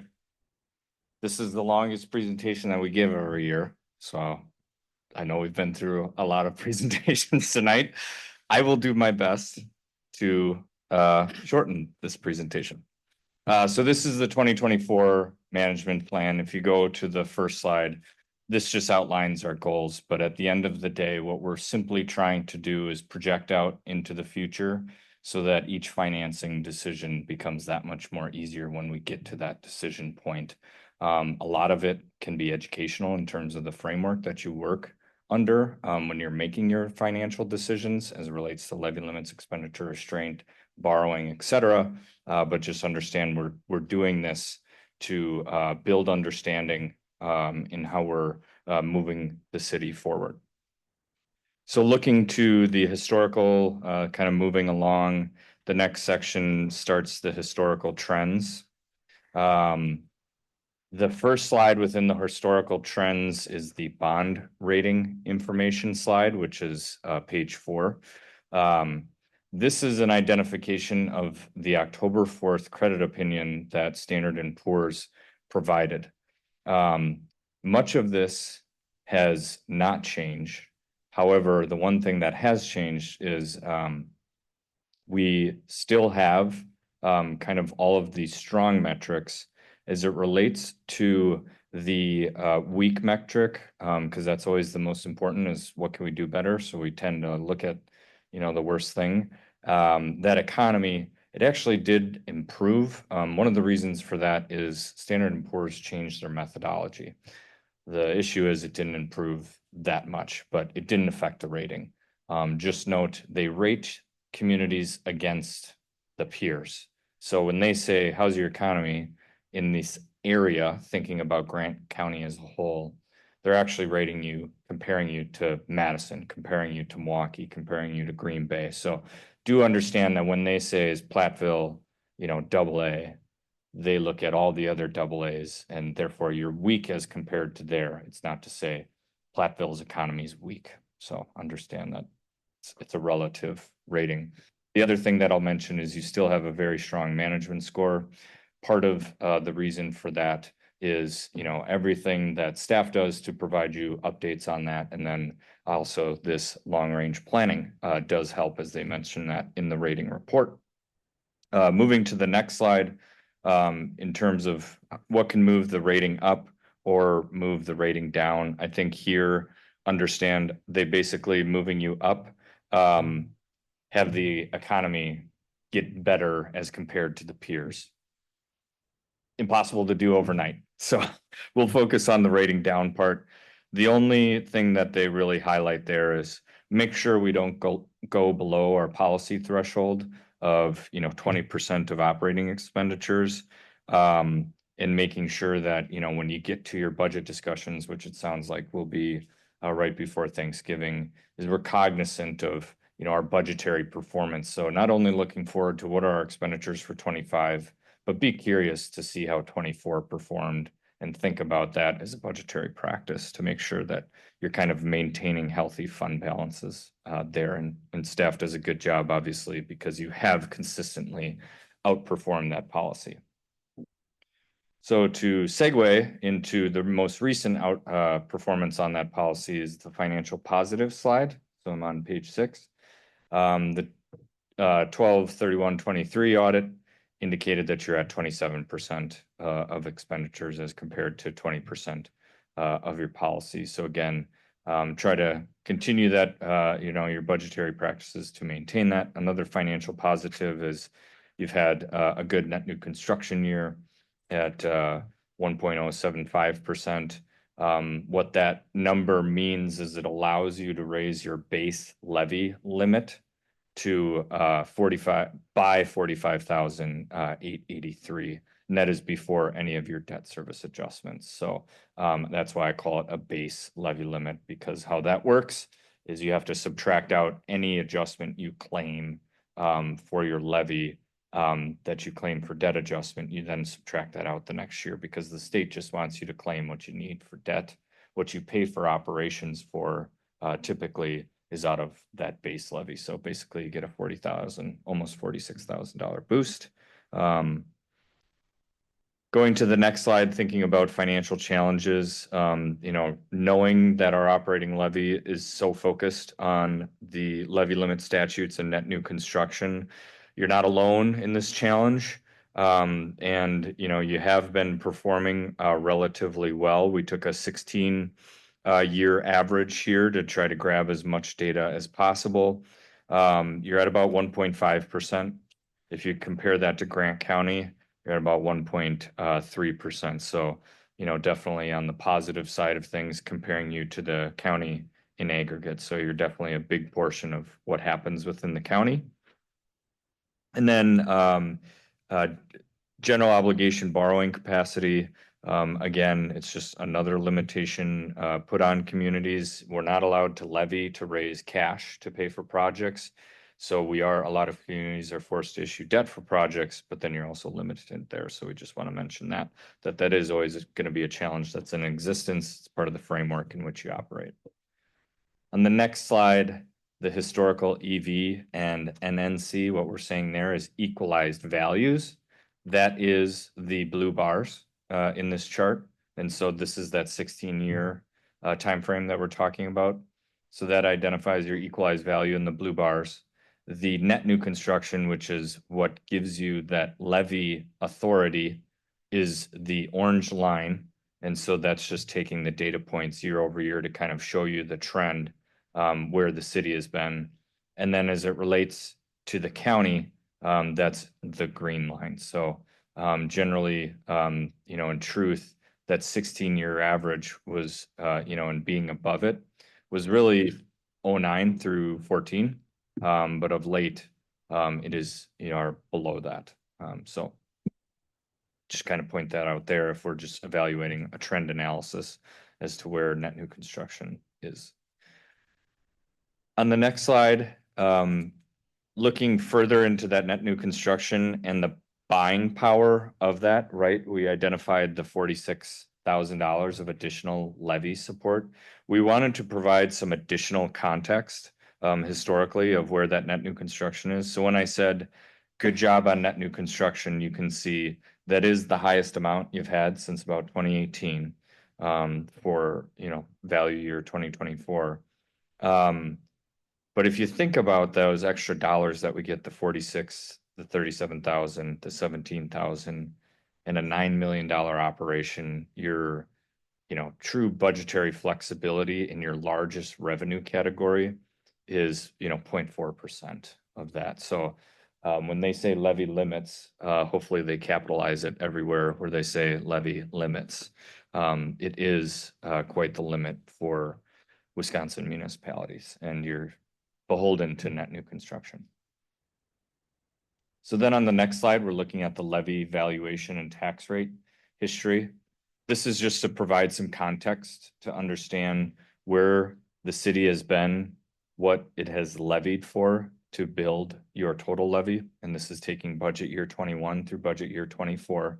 We're not speaking to the 25 budget yet. Provide that total property tax levy, identify how we build to get to a tax rate.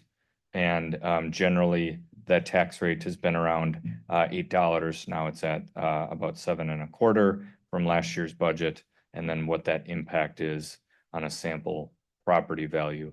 Note, anytime that we do identify a revaluation within this presentation, we are going to change that sample property value because it would be reassessed, during that point in time to kind of get a fair truism as to the change in tax rate and tax bill. Because while you can say we did a reval, tax rate goes down, if your assessment goes up, you're getting taxed on more value there. So it's an important element to understand and why we incorporate it into our analysis and not freeze that sample property value.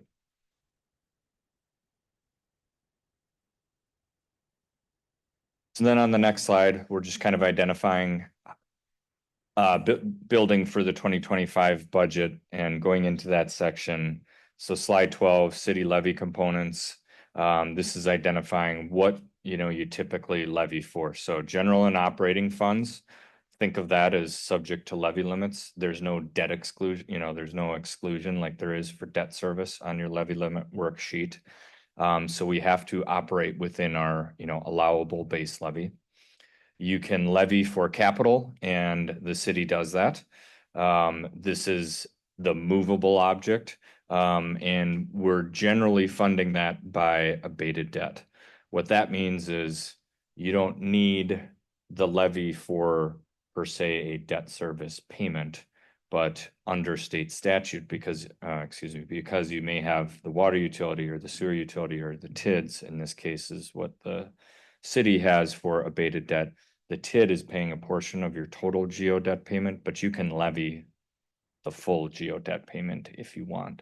So what the city's budgetary process is to identify what's an appropriate capital levy using our navigable abated debt claim to identify what our tax bill impact is and kind of approve that to say, is this a suitable tax rate impact, tax bill impact based off of where we kind of land with our valuations and total levies. So that is the movable object here. It's much easier to move this capital levy than it would be to move the operating levy, as when we think about operations, that's mostly salaries, right? So those are more or less immovable.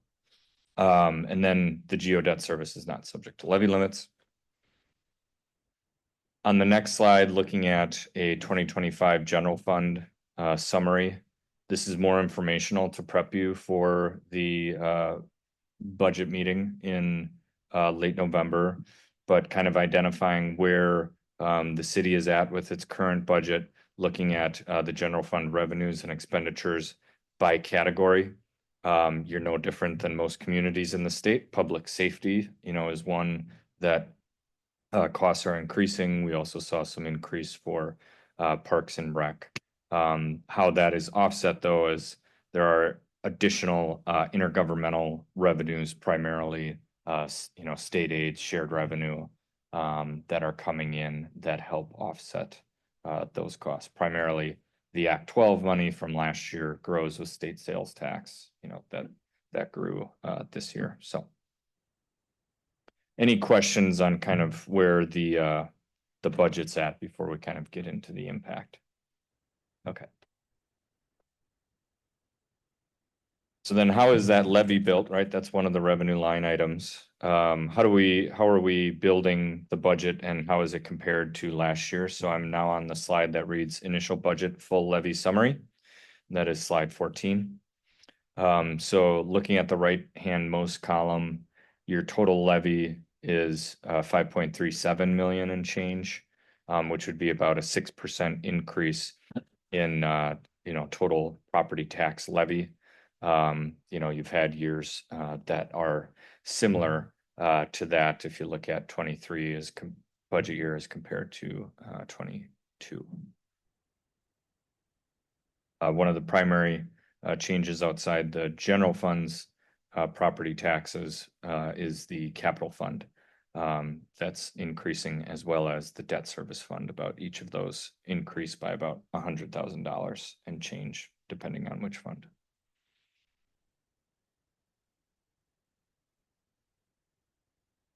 Now we'll take that total levy and we want to make sure that that fits within levy limits. So the next slide that says no allowable levy is just our way of, helping city staff, double checking their numbers. We're double checking our numbers. So we're filling out the levy limit worksheet essentially here. And this 5.37 million meets the allowable levy because you can use your debt adjustment. So then on the next slide, probably the more important slide is to identify, what is this initial budget tax impact? So we did get the statement of assessment from the DOR late last week, which is great because it helps us complete this table and I don't have to use the word projected. So based off of the actual assessed valuation, this 5.37 million levy is a $6.41 tax rate. Part of that reason the rate is going down is, the rolling revaluation that happened for 2024 valuation. You're now getting additional assessed value, and that assessment ratio's at about 95% there. So if you look at your assessed value TID out about 4 or 5 lines from the bottom, you almost increase that by $150,000 or 150 million. Whoa.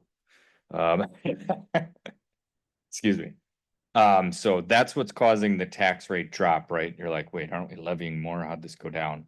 The taxable value went up partially due to the revaluation, and then in addition, construction. So on a sample property value, again, as I mentioned before, I want to make sure we try to capture those properties that are reassessed, that do go up, that it is representative, because sometimes you can actually have a tax rate decrease and a tax bill increase. Specifically, if you're really far out on your assessment ratio, right? So if you have like a 70 or a 60% assessment ratio, 1, you're in trouble with the DOR, which is always a fun day. 2, you're likely going to see a tax bill increase with a significant tax rate decrease. So it is not a 1-to-1 ratio that works off of, but here, basically the levy didn't increase enough. The reval is spread out enough amongst the various assessment classes that we would think, a residential property that might go up due to the reassessment would still see a tax bill decrease, all other things being equal.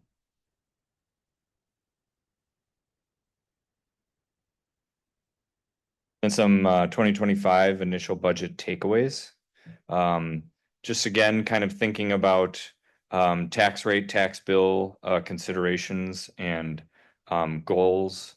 We have some communities that are like show us what it looks like actually if we freeze the tax rate, right? Here, that might be a hard pill to swallow, thinking about the reassessment, right? Because that's going to significantly increase tax bill impact.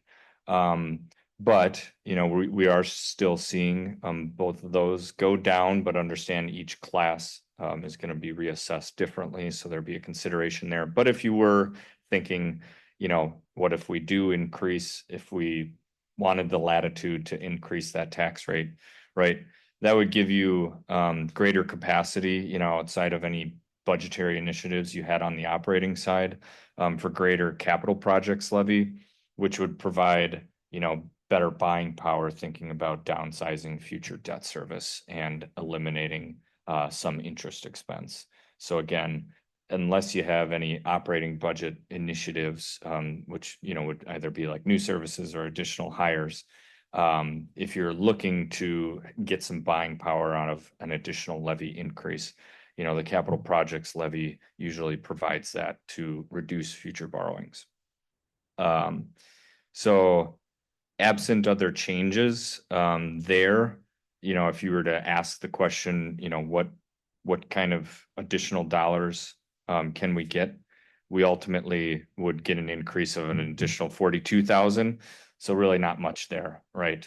This kind of, you know, I don't know how much buying power that has, right? On 20 years at 4%. That's really not going to provide a lot there. So in truth, you know, probably leaving the levy where it's at is suitable and kind of allowing for, you know, a tax break, if you will, in year over year changes there. So.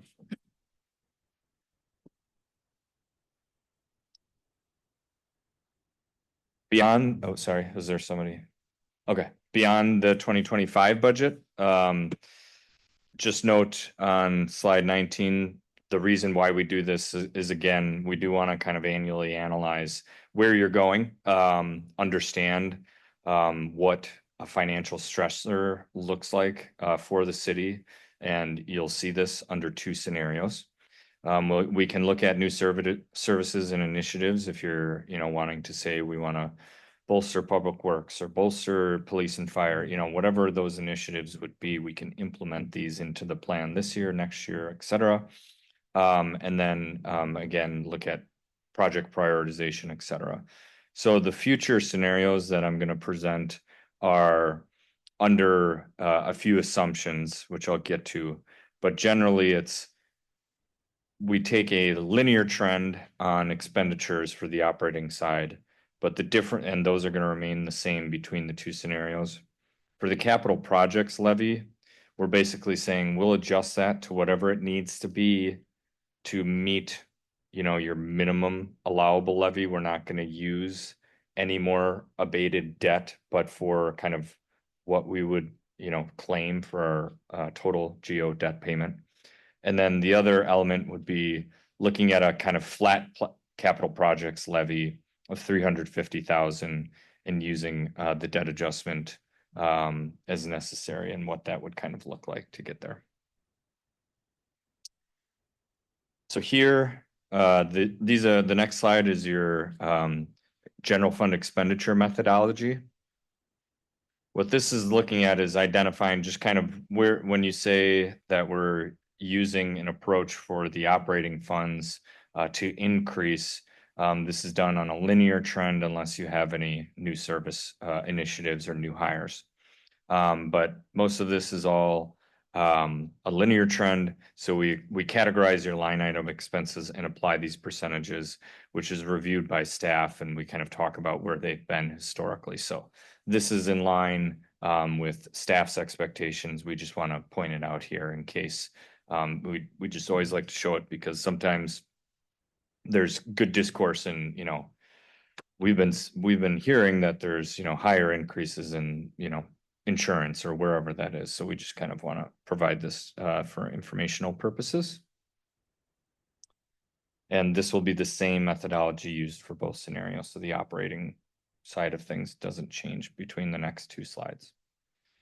So then the next slide is scenario one. And the main place where I want to point your eyes is about 4 rows down where it says property taxes capital. This 2025 budget year, you're looking to do 400,000 of capital. And then what we've done, and what we acknowledge within that budget is we're not claiming the full debt service payment. So your full debt service payment about 2 rows up, or 3 rows up, excuse me, from property taxes capital is 1.71 million. So we did want to run the scenario to kind of show, what if we start claiming our actual debt payment and we use the additional levy capacity to actually increase the capital levy, because we're not using our full minimum debt adjustment right now. And one, this is an exercise, not a recommendation. So understand here what we're trying to do. Looking at that, you can kind of see in 26, again, I'm pointing your eyes to the property taxes for capital. The capital levy can go up to 713,000, 573,000, 275,000. That provides a benefit for a period of time. But then what we're doing for the allowable levy is we are assuming that you're at your kind of lowest net new construction historically, to kind of put that, you know, when does this rope end? So again, this is a planning exercise to just kind of identify if we had a bad few years of net new construction, our allowable levy will kind of, you know, hit a ceiling, and we won't be able to do this. It does, however, provide a, you know, if you're just to compare 25 budget to 26 budget and look at the tax impact at the bottom, while it's a significant change in terms of the methodology, the tax bill impact wasn't very large. You know, it was a tax rate difference of 16 cents. Looking at that sample property value is lower, right? The higher assessments like commercial properties and things like that might obviously see a bigger impact with that. But just kind of understand the finding and what we're really looking at doing. But if you think about it, generally the city's borrowing about 1.5 to 2.5 million for GO, right? You're really only trying to borrow what you're amortizing each year. You could look to reduce that as well, right? If you start to levy a bit more for capital. So just a thought exercise, like I said, the point of this is to not make explicit recommendations. It's just to kind of walk through planning scenarios so that there can be an understanding of, are there financial opportunities? Are there financial stressors here? The other element that I'll just acknowledge is, you know, there's a 3-year runway with the net new construction where, you know, this capital levy could go away. And that's true no matter the scenario, right? So if you do have bad years of net new construction, you do lose that capacity to levy for capital. So that's me saying when you do have good net new construction, like staff has recommended here, it does make sense to increase that capital levy like you've done in your 25 budget. So again, these are things to just kind of think about, maybe help understand the method to the madness of building the budget that will be presented. Scenario 2, again, what we're doing is just kind of freezing that levy, and then acknowledging when does our runway end for that, so that if you go about 4 lines down when you see the property taxes for capital, we're just freezing that at 350,000, and basically to compare it to the other chart is to say, what is our tax bill difference, right? Because now we're levying and we don't care. We're gonna use our abated debt to get to our levy goals of levying 350,000 for capital. So if net new construction is low, we kind of start to hit our allowable levy ceiling, and we're just using our abated debt claim to plug that gap.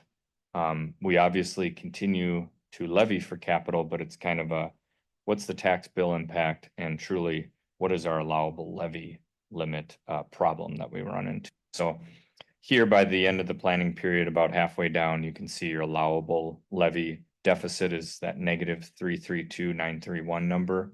But you have an additional line E capacity of 1.7 million. So there's really no concerns there. You could claim that and still be able to meet your levy limits if you just continued along, said we're never going to change this capital levy. It's always going to be 350. And again, that's 5 years of your worst net new construction in a 16-year period.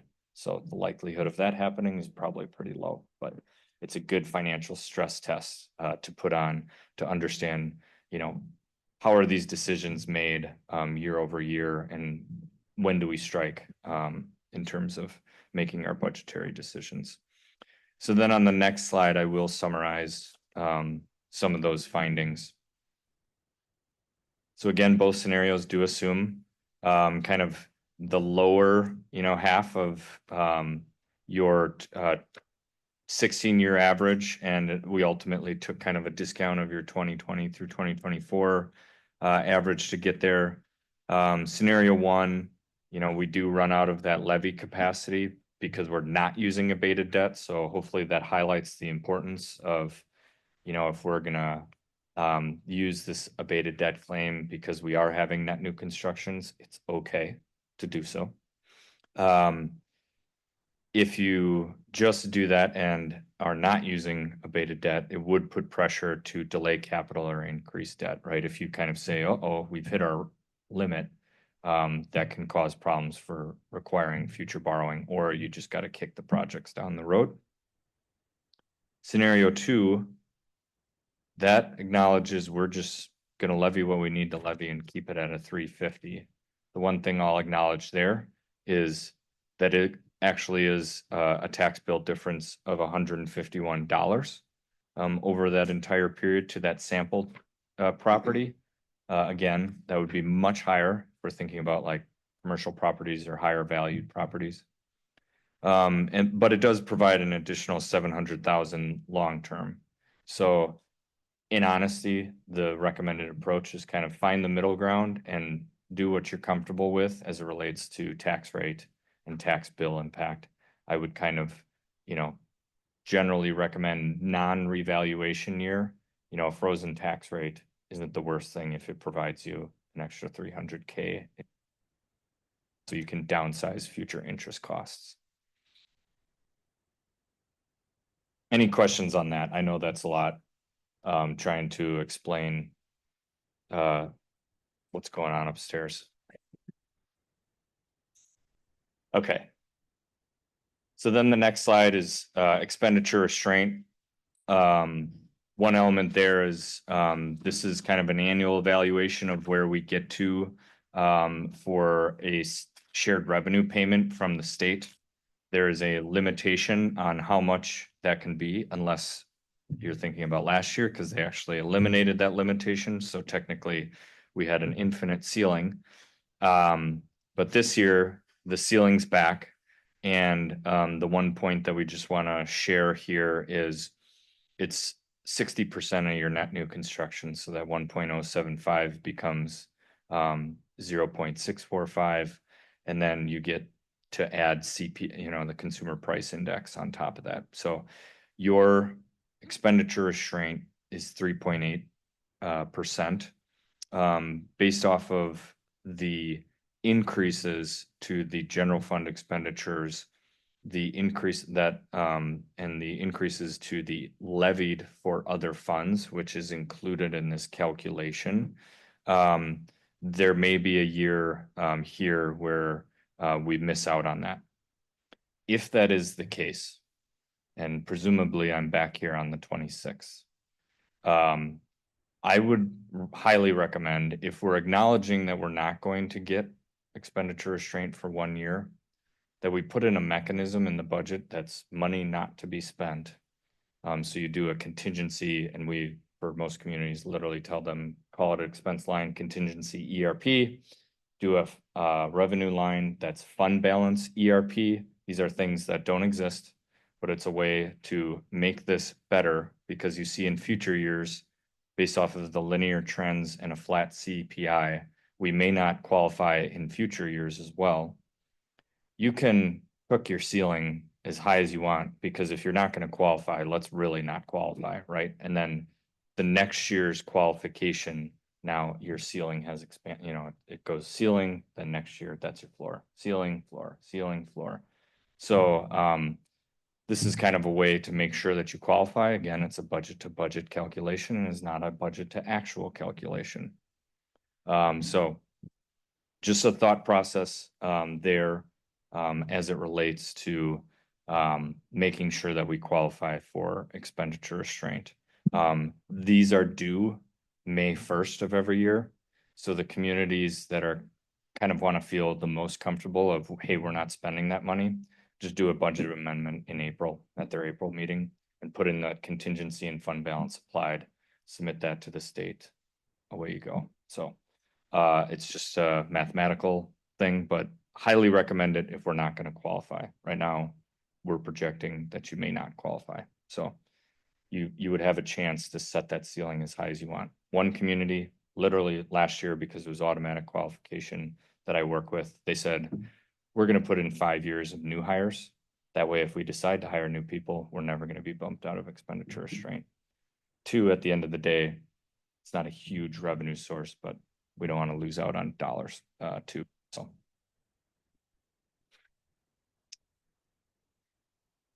The next slide is just reference material on fund balance. So that just reminds everybody what the fund balance categories are. This is my counting of sheep at night, so I'm going to skip over that. But if you're curious, as a reference takeaway, you can review kind of what the categories of fund balances are. As well, the next slide beyond that is the fund balance uses. I think it makes sense, right? Even in your own personal budgets, we'd like to have cash in the bank in case we have cash flow disruptions or we have an unknown expense that comes up. Same applies to a governmental budget. And so the most important slide on fund balance is slide 27, where we do kind of evaluate where you've been.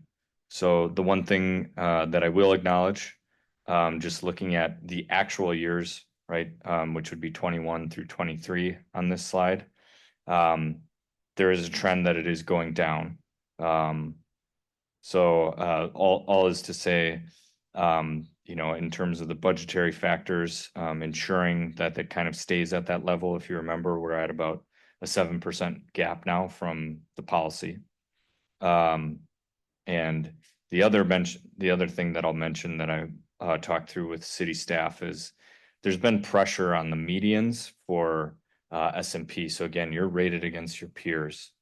There may be a time that if the medians get high enough and they do another methodology change, and they make a recommendation that AA should be at 30%, your policy is going to be too low and the city's literally too low there. I'm not predicting that happens tomorrow or next year. I'm just saying what we notice in the trends when we review these rating reports, statewide, is that we are seeing those medians rise. And so just an acknowledgement there, downward trend, and that we are seeing the medians kind of rise. So I think the 27% is a good place to be at because it's above your policy limit. Understand though, if we did get below or closer to that and then that methodology changes, it's going to be really hard to get that back. It's easier than it is to grow it. So.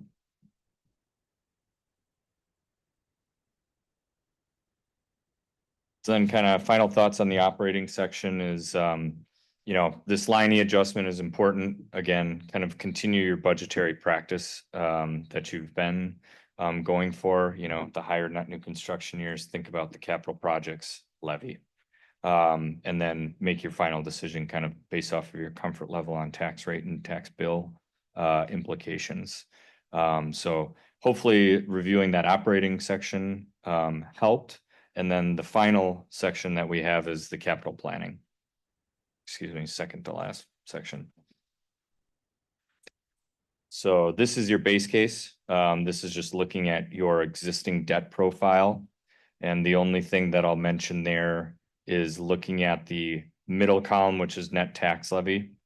We're basically flat through 2029. And then we have our drop off of 2030. So we have about a $300,000 and change drop off.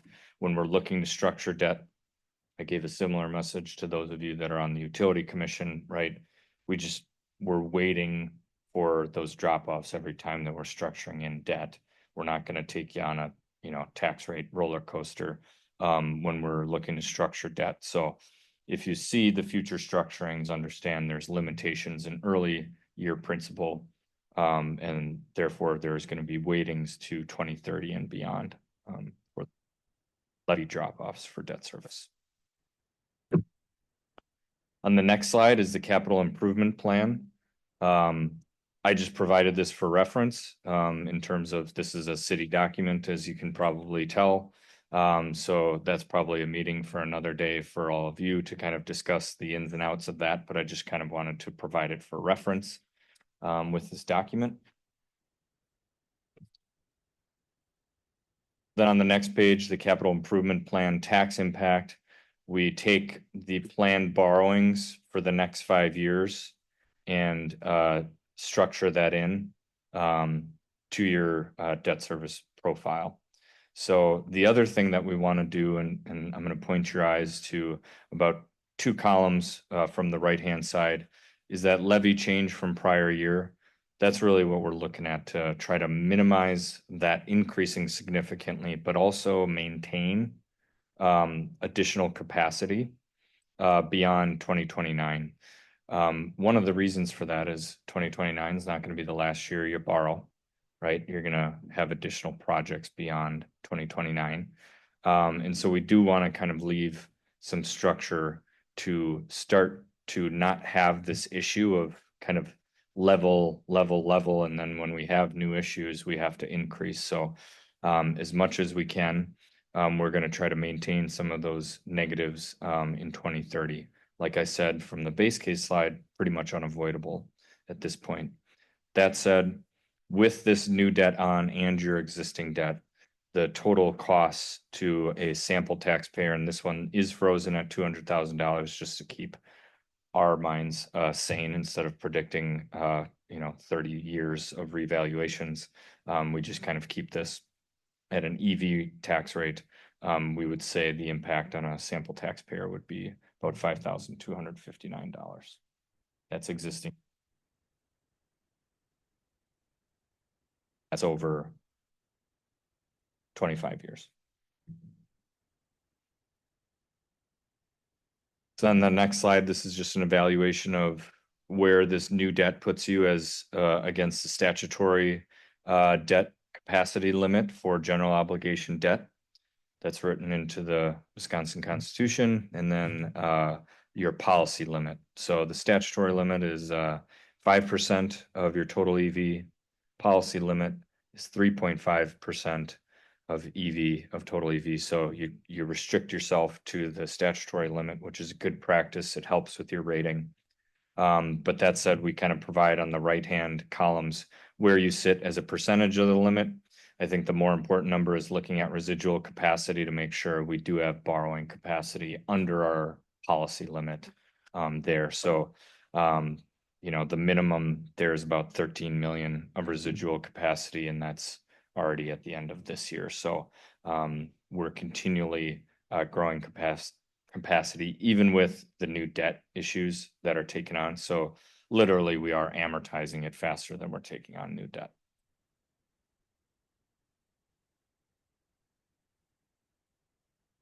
So then the last section is the TID cash flows. So we'll start in order of the tax increment districts. TID number 5. What we're looking at there is primarily the last year of a debt payment in 2023. And then for 2024 and beyond, it's just completing its increment sharing allocation to tax increment district number 7. And then the plan for that district is to close it in 2025. So upon receiving that increment in 25, what you can do is close that district before April 15th, and then it'll go on the tax rolls for the 2026 tax rolls, which would be your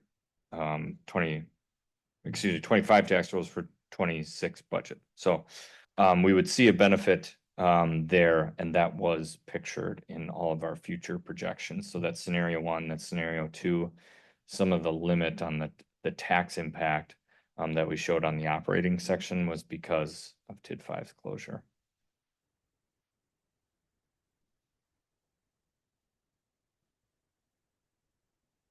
The next TID is TID 6. Here, basically what we're doing is crawling out of a hole. This district is still has a negative cumulative fund balance. It has realized some economic appreciation within the district, so we will see tax increments increase if you look beyond the bolded years.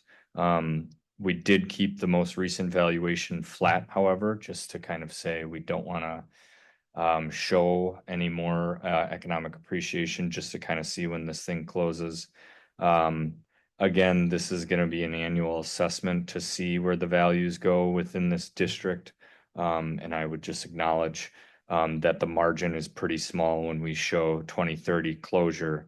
That's just the fact that you get above a negative cumulative fund balance and you don't have any more principal outstanding. But if I'm thinking about, you know, a district that has $700,000 of revenues, $60,000 is not a margin I'm comfortable to say we're going to all high five in 2030, and that's exactly when we're going to close.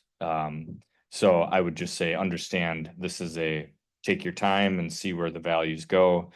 The good news is you have a 2-year runway beyond that point. So with the extensions. So Brian, could I just have you speak to the council about 2024 and what you and I discussed, where rather than having to refund some debt, that there's an opportunity to use the utility cash to cover that? So to take care of your shortfalls, you know, you're either looking at taking on an annual debt issue if you're doing it on a 1-year basis, or you're looking at a longer term debt issue to say, we want to climb out of the hole. We know we're going to get the revenues. We'll add a little bit of interest costs to get out of that. We've been kind of evaluating that on an annual basis when we get to the general obligation borrowing stage in your annual cadence. What Nicola and I discussed this year is really looking at the runway being pretty limited here. Instead of taking out additional debt and incurring an interest expense that's not under your control, we could look at the utilities who do have a significant fund balance above all of our benchmarks, which was presented to the Utility Commission as a source of funding to, you know, take on the liability and then be repaid back. You know, here that would be shown as basically 2030, right? We're paying off every liability within the district. So kind of more or less a 5-year removal of funds from the utilities that does get reimbursed, or maybe 7 years if we have to go to the full amount. But if you want to charge interest to the utilities, that's certainly subject to the city's decision there. Some communities do, some communities don't. Could look at the earning power, you know, that you're using, but at the end of the day, the money's kind of still there. So I would just say, I do see communities not charge interest on that. But that could be a way, instead of going out over and above and, you know, doing the refunding, which would actually add interest costs, taking on new debt to cover fund balance deficits, things like that. So we did look at the utilities to, instead of the refunding or new debt as the source of funds, if that. So Nicola, we have borrowed for this in the past, right? So we did a 1-year borrow in 2023 that will be paid in 2024. And between that payment and the current debt service in the TIF would see a deficit in 2024. So the way to cure that deficit is either, well, there's three ways really. If nothing is done, that would have to be advanced from the general fund. We don't want to do that because that would reduce our unassigned fund balance. Another option would be to do another borrow. That was initially what I had planned, is that we would do another borrow, but it would be a longer term borrow with repayment in the later years of the TIF, when the TIF has the funds to repay. But Brian is the one who brought forward this third option, which was his recommendation, which is that we could use the utility to advance to the TIF and cover the 2024 deficit. And the projections are showing that in the future years, there would not be a cash deficit. So should be just this 1 year that the TIF would need to advance. And then that advance would be repaid by the TIF in the later years. So it would save us from having to go out to borrow, save us the interest cost on that borrow by using some additional cash that we have available right now in our TIF.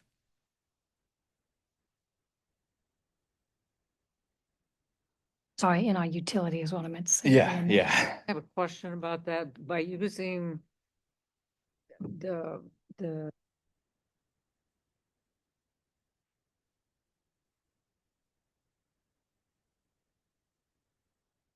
So I didn't quite hear the question. The question was, are you drawing down utilities money to the point that if we had a failure or a catastrophe or something. in the utility area, water or sewer, would we then be left in a bad situation? Because we, Sure. That's because a we great lent question. basically, this is like the utility lending money to the TIF. It is, and it's a great question. But the utility currently has plenty of cash. We were just looking at those benchmarks today in the financial plan, and we can certainly share that with the commission. In fact, I did put the utility financial plan on your desk. And so, yeah, but Brian, do you want to touch base on that as well? Yeah, what the utility financial plan showed, and we've shown this for some time, there's years when we have higher dollar amounts that we've downsized debt, but we're not using all the cash. We're a couple like $1 million over the benchmarks of where we would say you're at a safe level. So the utilities are very healthy. But again, this isn't using all of the funds. The deficit, I forget, is it like 200,000 or something that you're projecting? I'm thinking it would be more like $500,000. 500,000, okay. Yeah.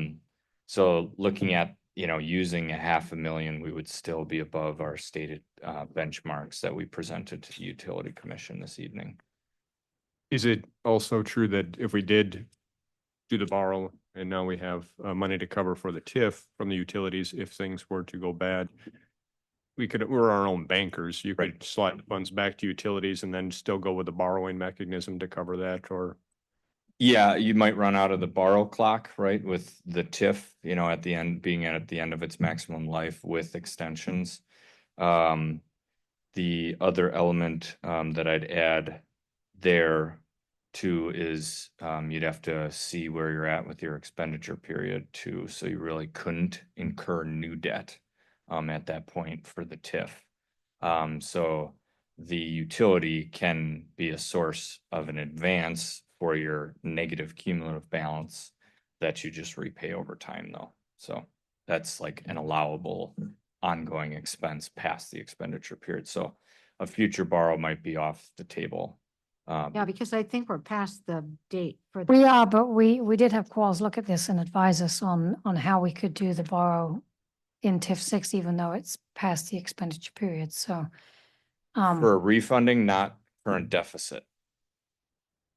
So like you would have to have the refunding exactly give you the money you need, which may not be guaranteed, is kind of my point though. Right. To get to So- the very bottom of the rabbit hole, could we Yeah. still keep the money in utility, just do a borrow over here though, and then when this is made back, you pay back to utility to? Again, we end up, do we have the flexibility of playing our own banker? Yeah, you can use the utilities to cover that difference and then pay them back. I'm more concerned of the refunding and how, if you're saying that it's covering a current fund balance deficit, what you're trying to do is restructure the debt so that deficit doesn't exist. If you don't, you can't borrow more money to cover the deficit is my point, because you're past your expenditure period. And to your question of, if the sewer utility pays back and then we don't have enough, can we do a borrow at that point? At least I thought that's what I understood the question to be. That answer is no, right? You can't borrow for new needs within the district. You could refund existing debt, but you actually can't borrow for a new fund balance deficit. You can only hope to structure that out. Thank you. Yeah. I just got denied by the DOR a couple of years ago doing that, so. Fun game we play. Is there any other questions on TID 6? Okay. For TID 7, we'd look at, so I'm on slide 37. This is the last slide, I promise. TID 7's in a decent position, obviously starting to climb out of the hole. It is requiring, the revenue sharing from TID 5, so that is holding this strong beyond 23, the actual year. So if you note, hey, we are actually starting to make cash, that is relative to the revenue column that says revenue sharing from TID 5. The point of why that money's in 2 years and not over time is TID 5 eventually closes. So in truth, you're just kind of putting that money into TID 7 to pay for those deficits and then closing TID 5 early instead of just letting TID 5 stay open for a very long time. So that said, going to be incumbent upon this district to continue to gain value and have, the tax rate kind of slow down. It's decreasing by about 5%, the tax rate within the district. That's a function of, and that's in all the districts technically, but that's a function of how the interim TID tax rate works, which is a conversation for another day. But it's growing in value due to the economic appreciation. So you're seeing kind of about a leveling of your tax increments within the district. If we start to see, through the revaluation, other mechanisms at play, and the equalization factors slow down, I think this district will perform better. So I would say the 2029 closure that's shown here is again a relatively small margin, as all that highlighting is doing is it's an automatic formula to say if our cumulative balance is greater than our principal outstanding, we can pay off our debts. That's a margin game to truthfully say, we have about $400,000 there. Again, we're dealing with a pretty large district. A lot of that can change based off of where your values come in over time. So, and knowing that it's really only being helped in the early years by TID 5, it should be understood that those margins are kind of important to note there. So, may not be 29 that closes, but all other things being equal. So is there a reason he didn't do TID 9? You just created that this year? It was created in 2020, yeah. So there's a 2-year lag on when you start to recoup the increments there. So if anything were to be done on TID 9, it would just be regurgitating the cash flow from the project plan because you haven't seen any increment yet. So you have to wait kind of like on a 2-year lag before you start to So cash it flow. was adopted in July of 23. Okay. So your first increment receipt is going to be a it'd be a 1/1/23. Yeah, we're budgeting for increment in 25. Okay. Yeah. Yep. But it's not, just a not little much. bit- It's just a little bit of economic growth. Yeah. As measured for the January 1/24. Mhm. So that increment is very small in 25. Have you executed any of the projects in the project plan yet? Yeah, so that, two, the projection may not be as useful in its early years until you start looking at executing projects. The one thing I would identify there is before you execute the projects, that can be a valuable time to look at one of these to say, is the increment available? So you're not overextending yourself. So. Okay, that was a long presentation. It's, It's the longest of the year, huh? the longest one of the year. Does anybody have questions? A lot to absorb. So thank you very much. Yeah, good presentation. It's a good though. presentation. Thank you. Thank you all. Right. I'm actually beginning to understand it. I am too. It's Yeah, scary. that's pretty scary that after this many years, I'm actually beginning to understand it. Okay, before we go on, we're going to take about a 5-minute break. I think we could all use it. So hopefully we'll get up and stretch our legs, get a drink or whatever, and then we'll resume at about 8:35 up there on that clock. Okay? So I think we will reconvene. And we are in the information and discussion portion. There are 2 items here. The 2025 budget update and the resolution on the city of Platteville's 2025 fee schedule. In some ways, it seems to me that we should have our budget update before we talk about fees. Whichever way you'd like to go, Madam President. I mean, they're basically both what we have to talk about, so. Okay, I do not have a staff note summary on the budget update, but you have 2 documents in front of you tonight. The first is an updated 2025 council proposed budget packet. It looks like this here, compliments of Nicola putting it together. And then I have my narrative notes that I planned on giving to you folks from the podium tonight, but for sake of time and brevity, I can go through them if you would like. If that's the pleasure, I can hit the highlights on them and let you peruse them on your eyes on your own time. How would you like me to address this, Madam President? Well, I'm trying to find what you gave us. So, First of all, in the 2025 council proposed budget, the one dated October 22, 2024, yes. how do we know what pages have been changed? So that's kind of what this is trying to explain right here. So I can I'll just kind of go through it. So these All are right. the, So have the pages been changed in here? If it says Yes. 2022, October, yes, and he's going to tell us now by using this document, which pages have been changed. I think it's pretty clear when we read through here, it's pretty concise as to what was changed in its location. I don't know if we have to go through Are every you okay sentence. with that? do we? I'm just checked a couple that I had questions on and it's easy enough to. Okay.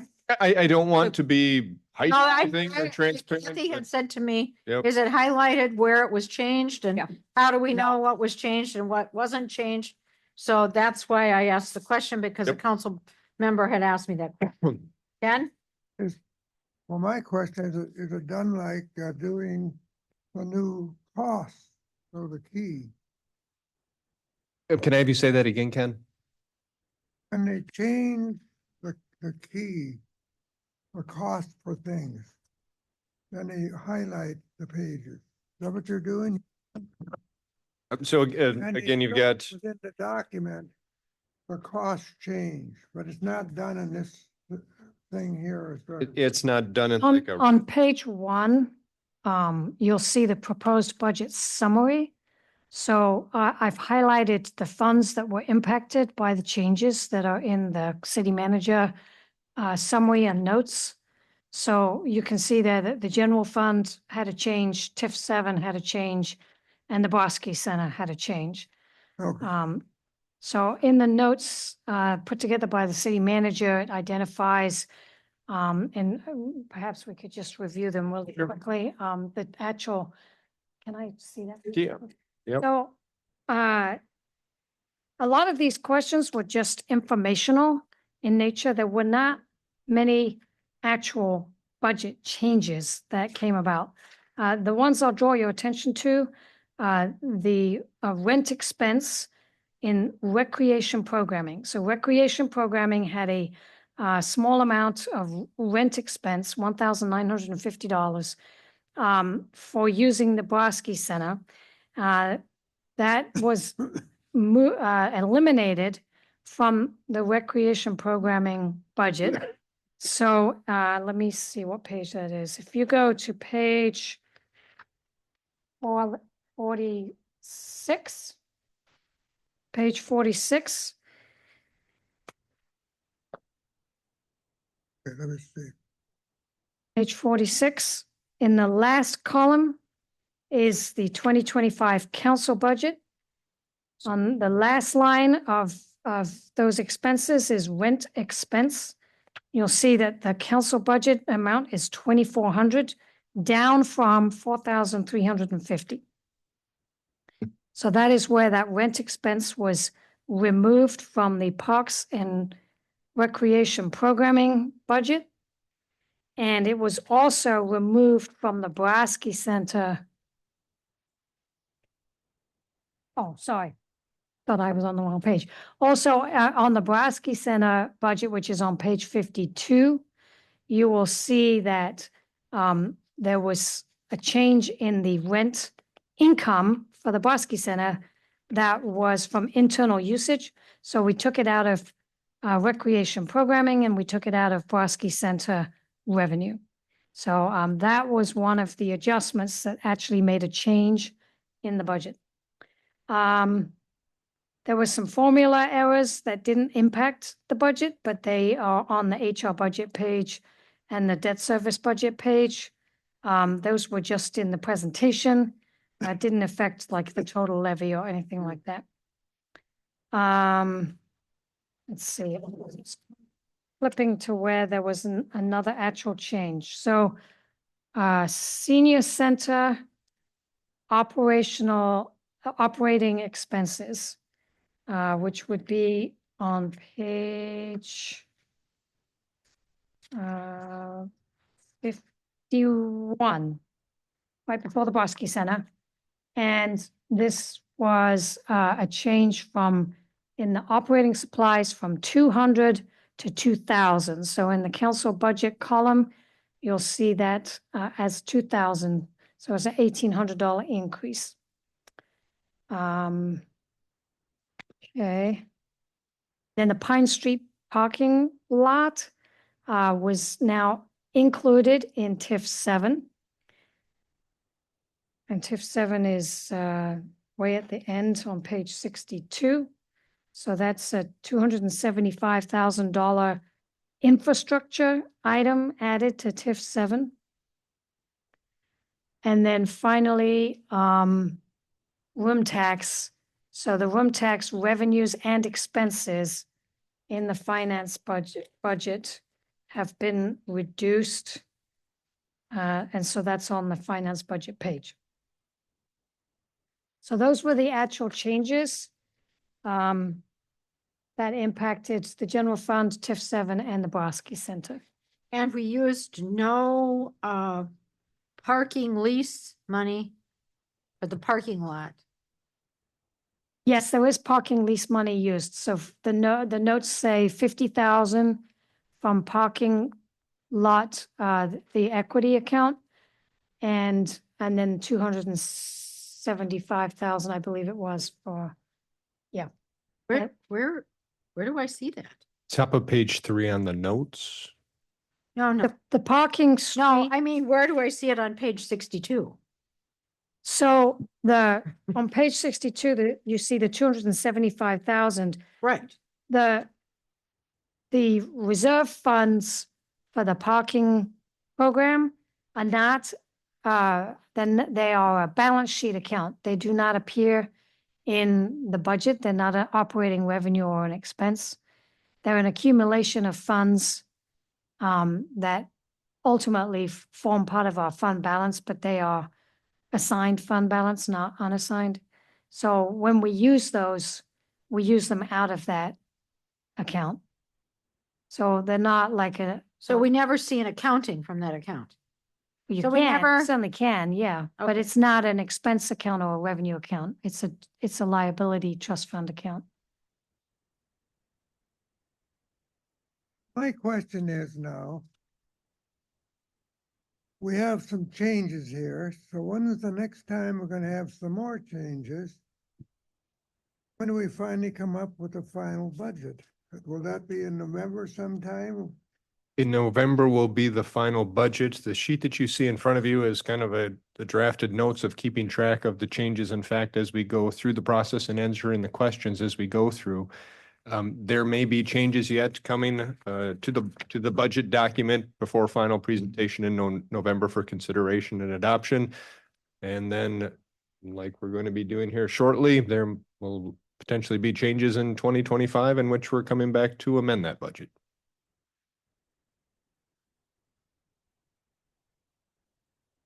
Put in red the ones that were changed.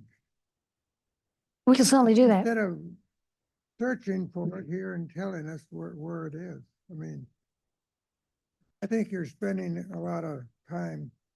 I certainly am spending a lot That's of my thought time. as Yep. far as experience with this. Anyway.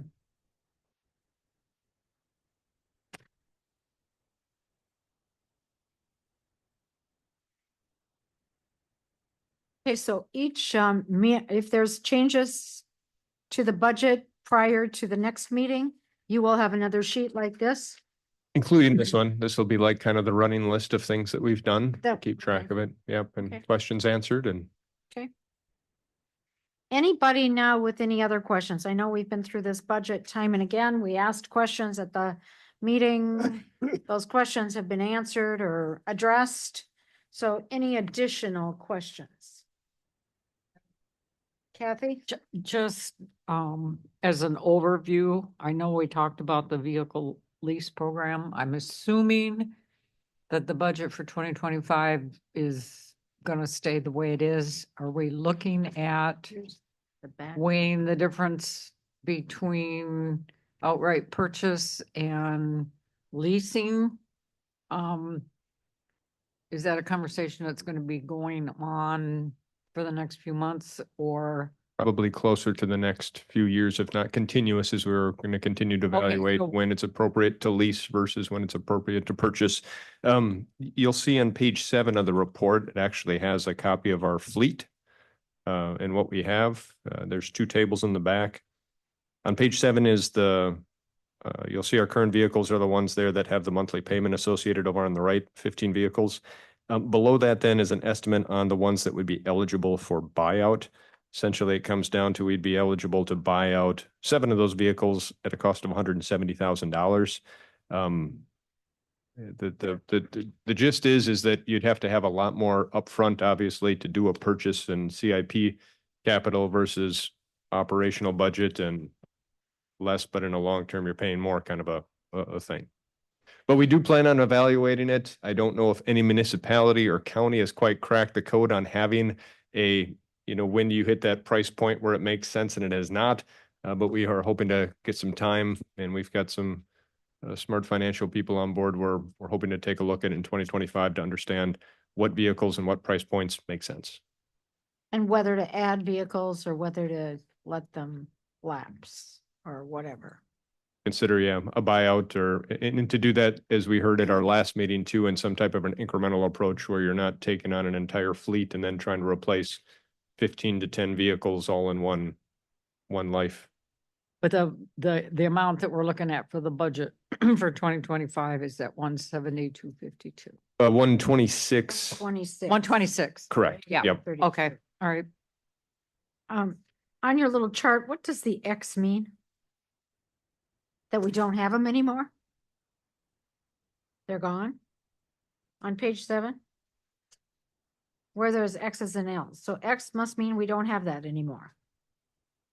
Yes, I think that correlates with the ones that are off now. Yeah, okay. Have been replaced or wherever. Okay. Any other questions? That was on the leased vehicles.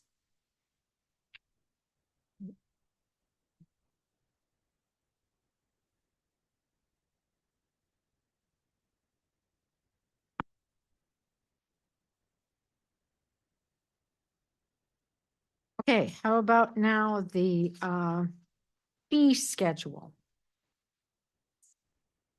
Okay. Annually, staff review the fees charged by the city of Platteville for various licenses, permits, inspections, programming, etc., and suggest the following changes to the current fee schedule. And these page numbers are on the fee schedule itself. So page 1 and under administration, the alcohol renewal publication fee from $7 to $8. On page 4 to 5, under building inspection, there's several changes to the minimums and fees. On page 7, under fire, initial inspection from $70 to $75. On page 9 through 10, under the museum, there's a tour rate changes for non-Platteville K through 12 school per person per chaperone from $8 to $10, and the haunted mine tour fees. On page 14, the planning and development, there's zoning and development request for certified survey map, street alley discontinuance, Board of Appeals variance appeal from 200 to 250. On page 15, under police, the fingerprinting from $24 to $25. And what's not on our staff note, but on page 16 and 17 under Public Works, there are several changes to permits, enforcement, parking, and cemetery fees. I realize this is shorter, but it's certainly a lot easier to read. Thank you. Welcome. I have only one question, Colette, and that's on the mine ones. I mean, on the museum one. What the heck is a heating, ventilating, and air conditioning? That is a typo. Oh, That actually should say, I'm like, why would would there be an HVAC no, permit at the museum? that's a good catch, but it's actually the haunted mine tour for the general 13+ is what should be there. Somehow this was added in, so that will be It's on corrected. page, On 10. 10. Yeah, On page 10, I'm like reading through those and I'm like, heating, ventilating, air conditioning permit at the mine or at the museum. I'm not sure who would be asking that or what Yeah, they'd be getting. no. All right, so that should say haunted mine tour, yes, general. general admission 13 Yeah. and over Mm-hmm. at $20. Yeah, from $14 to $20. Okay, all right. Okay, are there any other questions on the fee schedule? Okay. I only have one question. Is it really worth it to raise it $1 from 24 to 25? Makes it easier to make change. Oh, all right. That's why So yes. it makes it easier to make change. Going to Well, double it. 25 from 24, you don't have to have all those singles around, I guess. Okay. I'm like, it seemed bizarre. Okay, well, that is the end of our agenda, believe it or not, our regularly scheduled agenda. So we do have a closed session scheduled. So I would take a motion to go to closed session per state statute 1985, parent 1, parent C. Considering employment, promotion, compensation, or performance evaluation data of any public employee over which the governmental body has jurisdiction or exercises responsibility. This is the city manager evaluation. And I would expect no action and we would adjourn from, okay. So moved by Bob, I'll second. second by Kathy. Colette? Cap, Yes. Yes. Casper, yes. Doss, Yes. Gates, Yes. Killian, Yes. Null, Yes. motion carries. All right, great.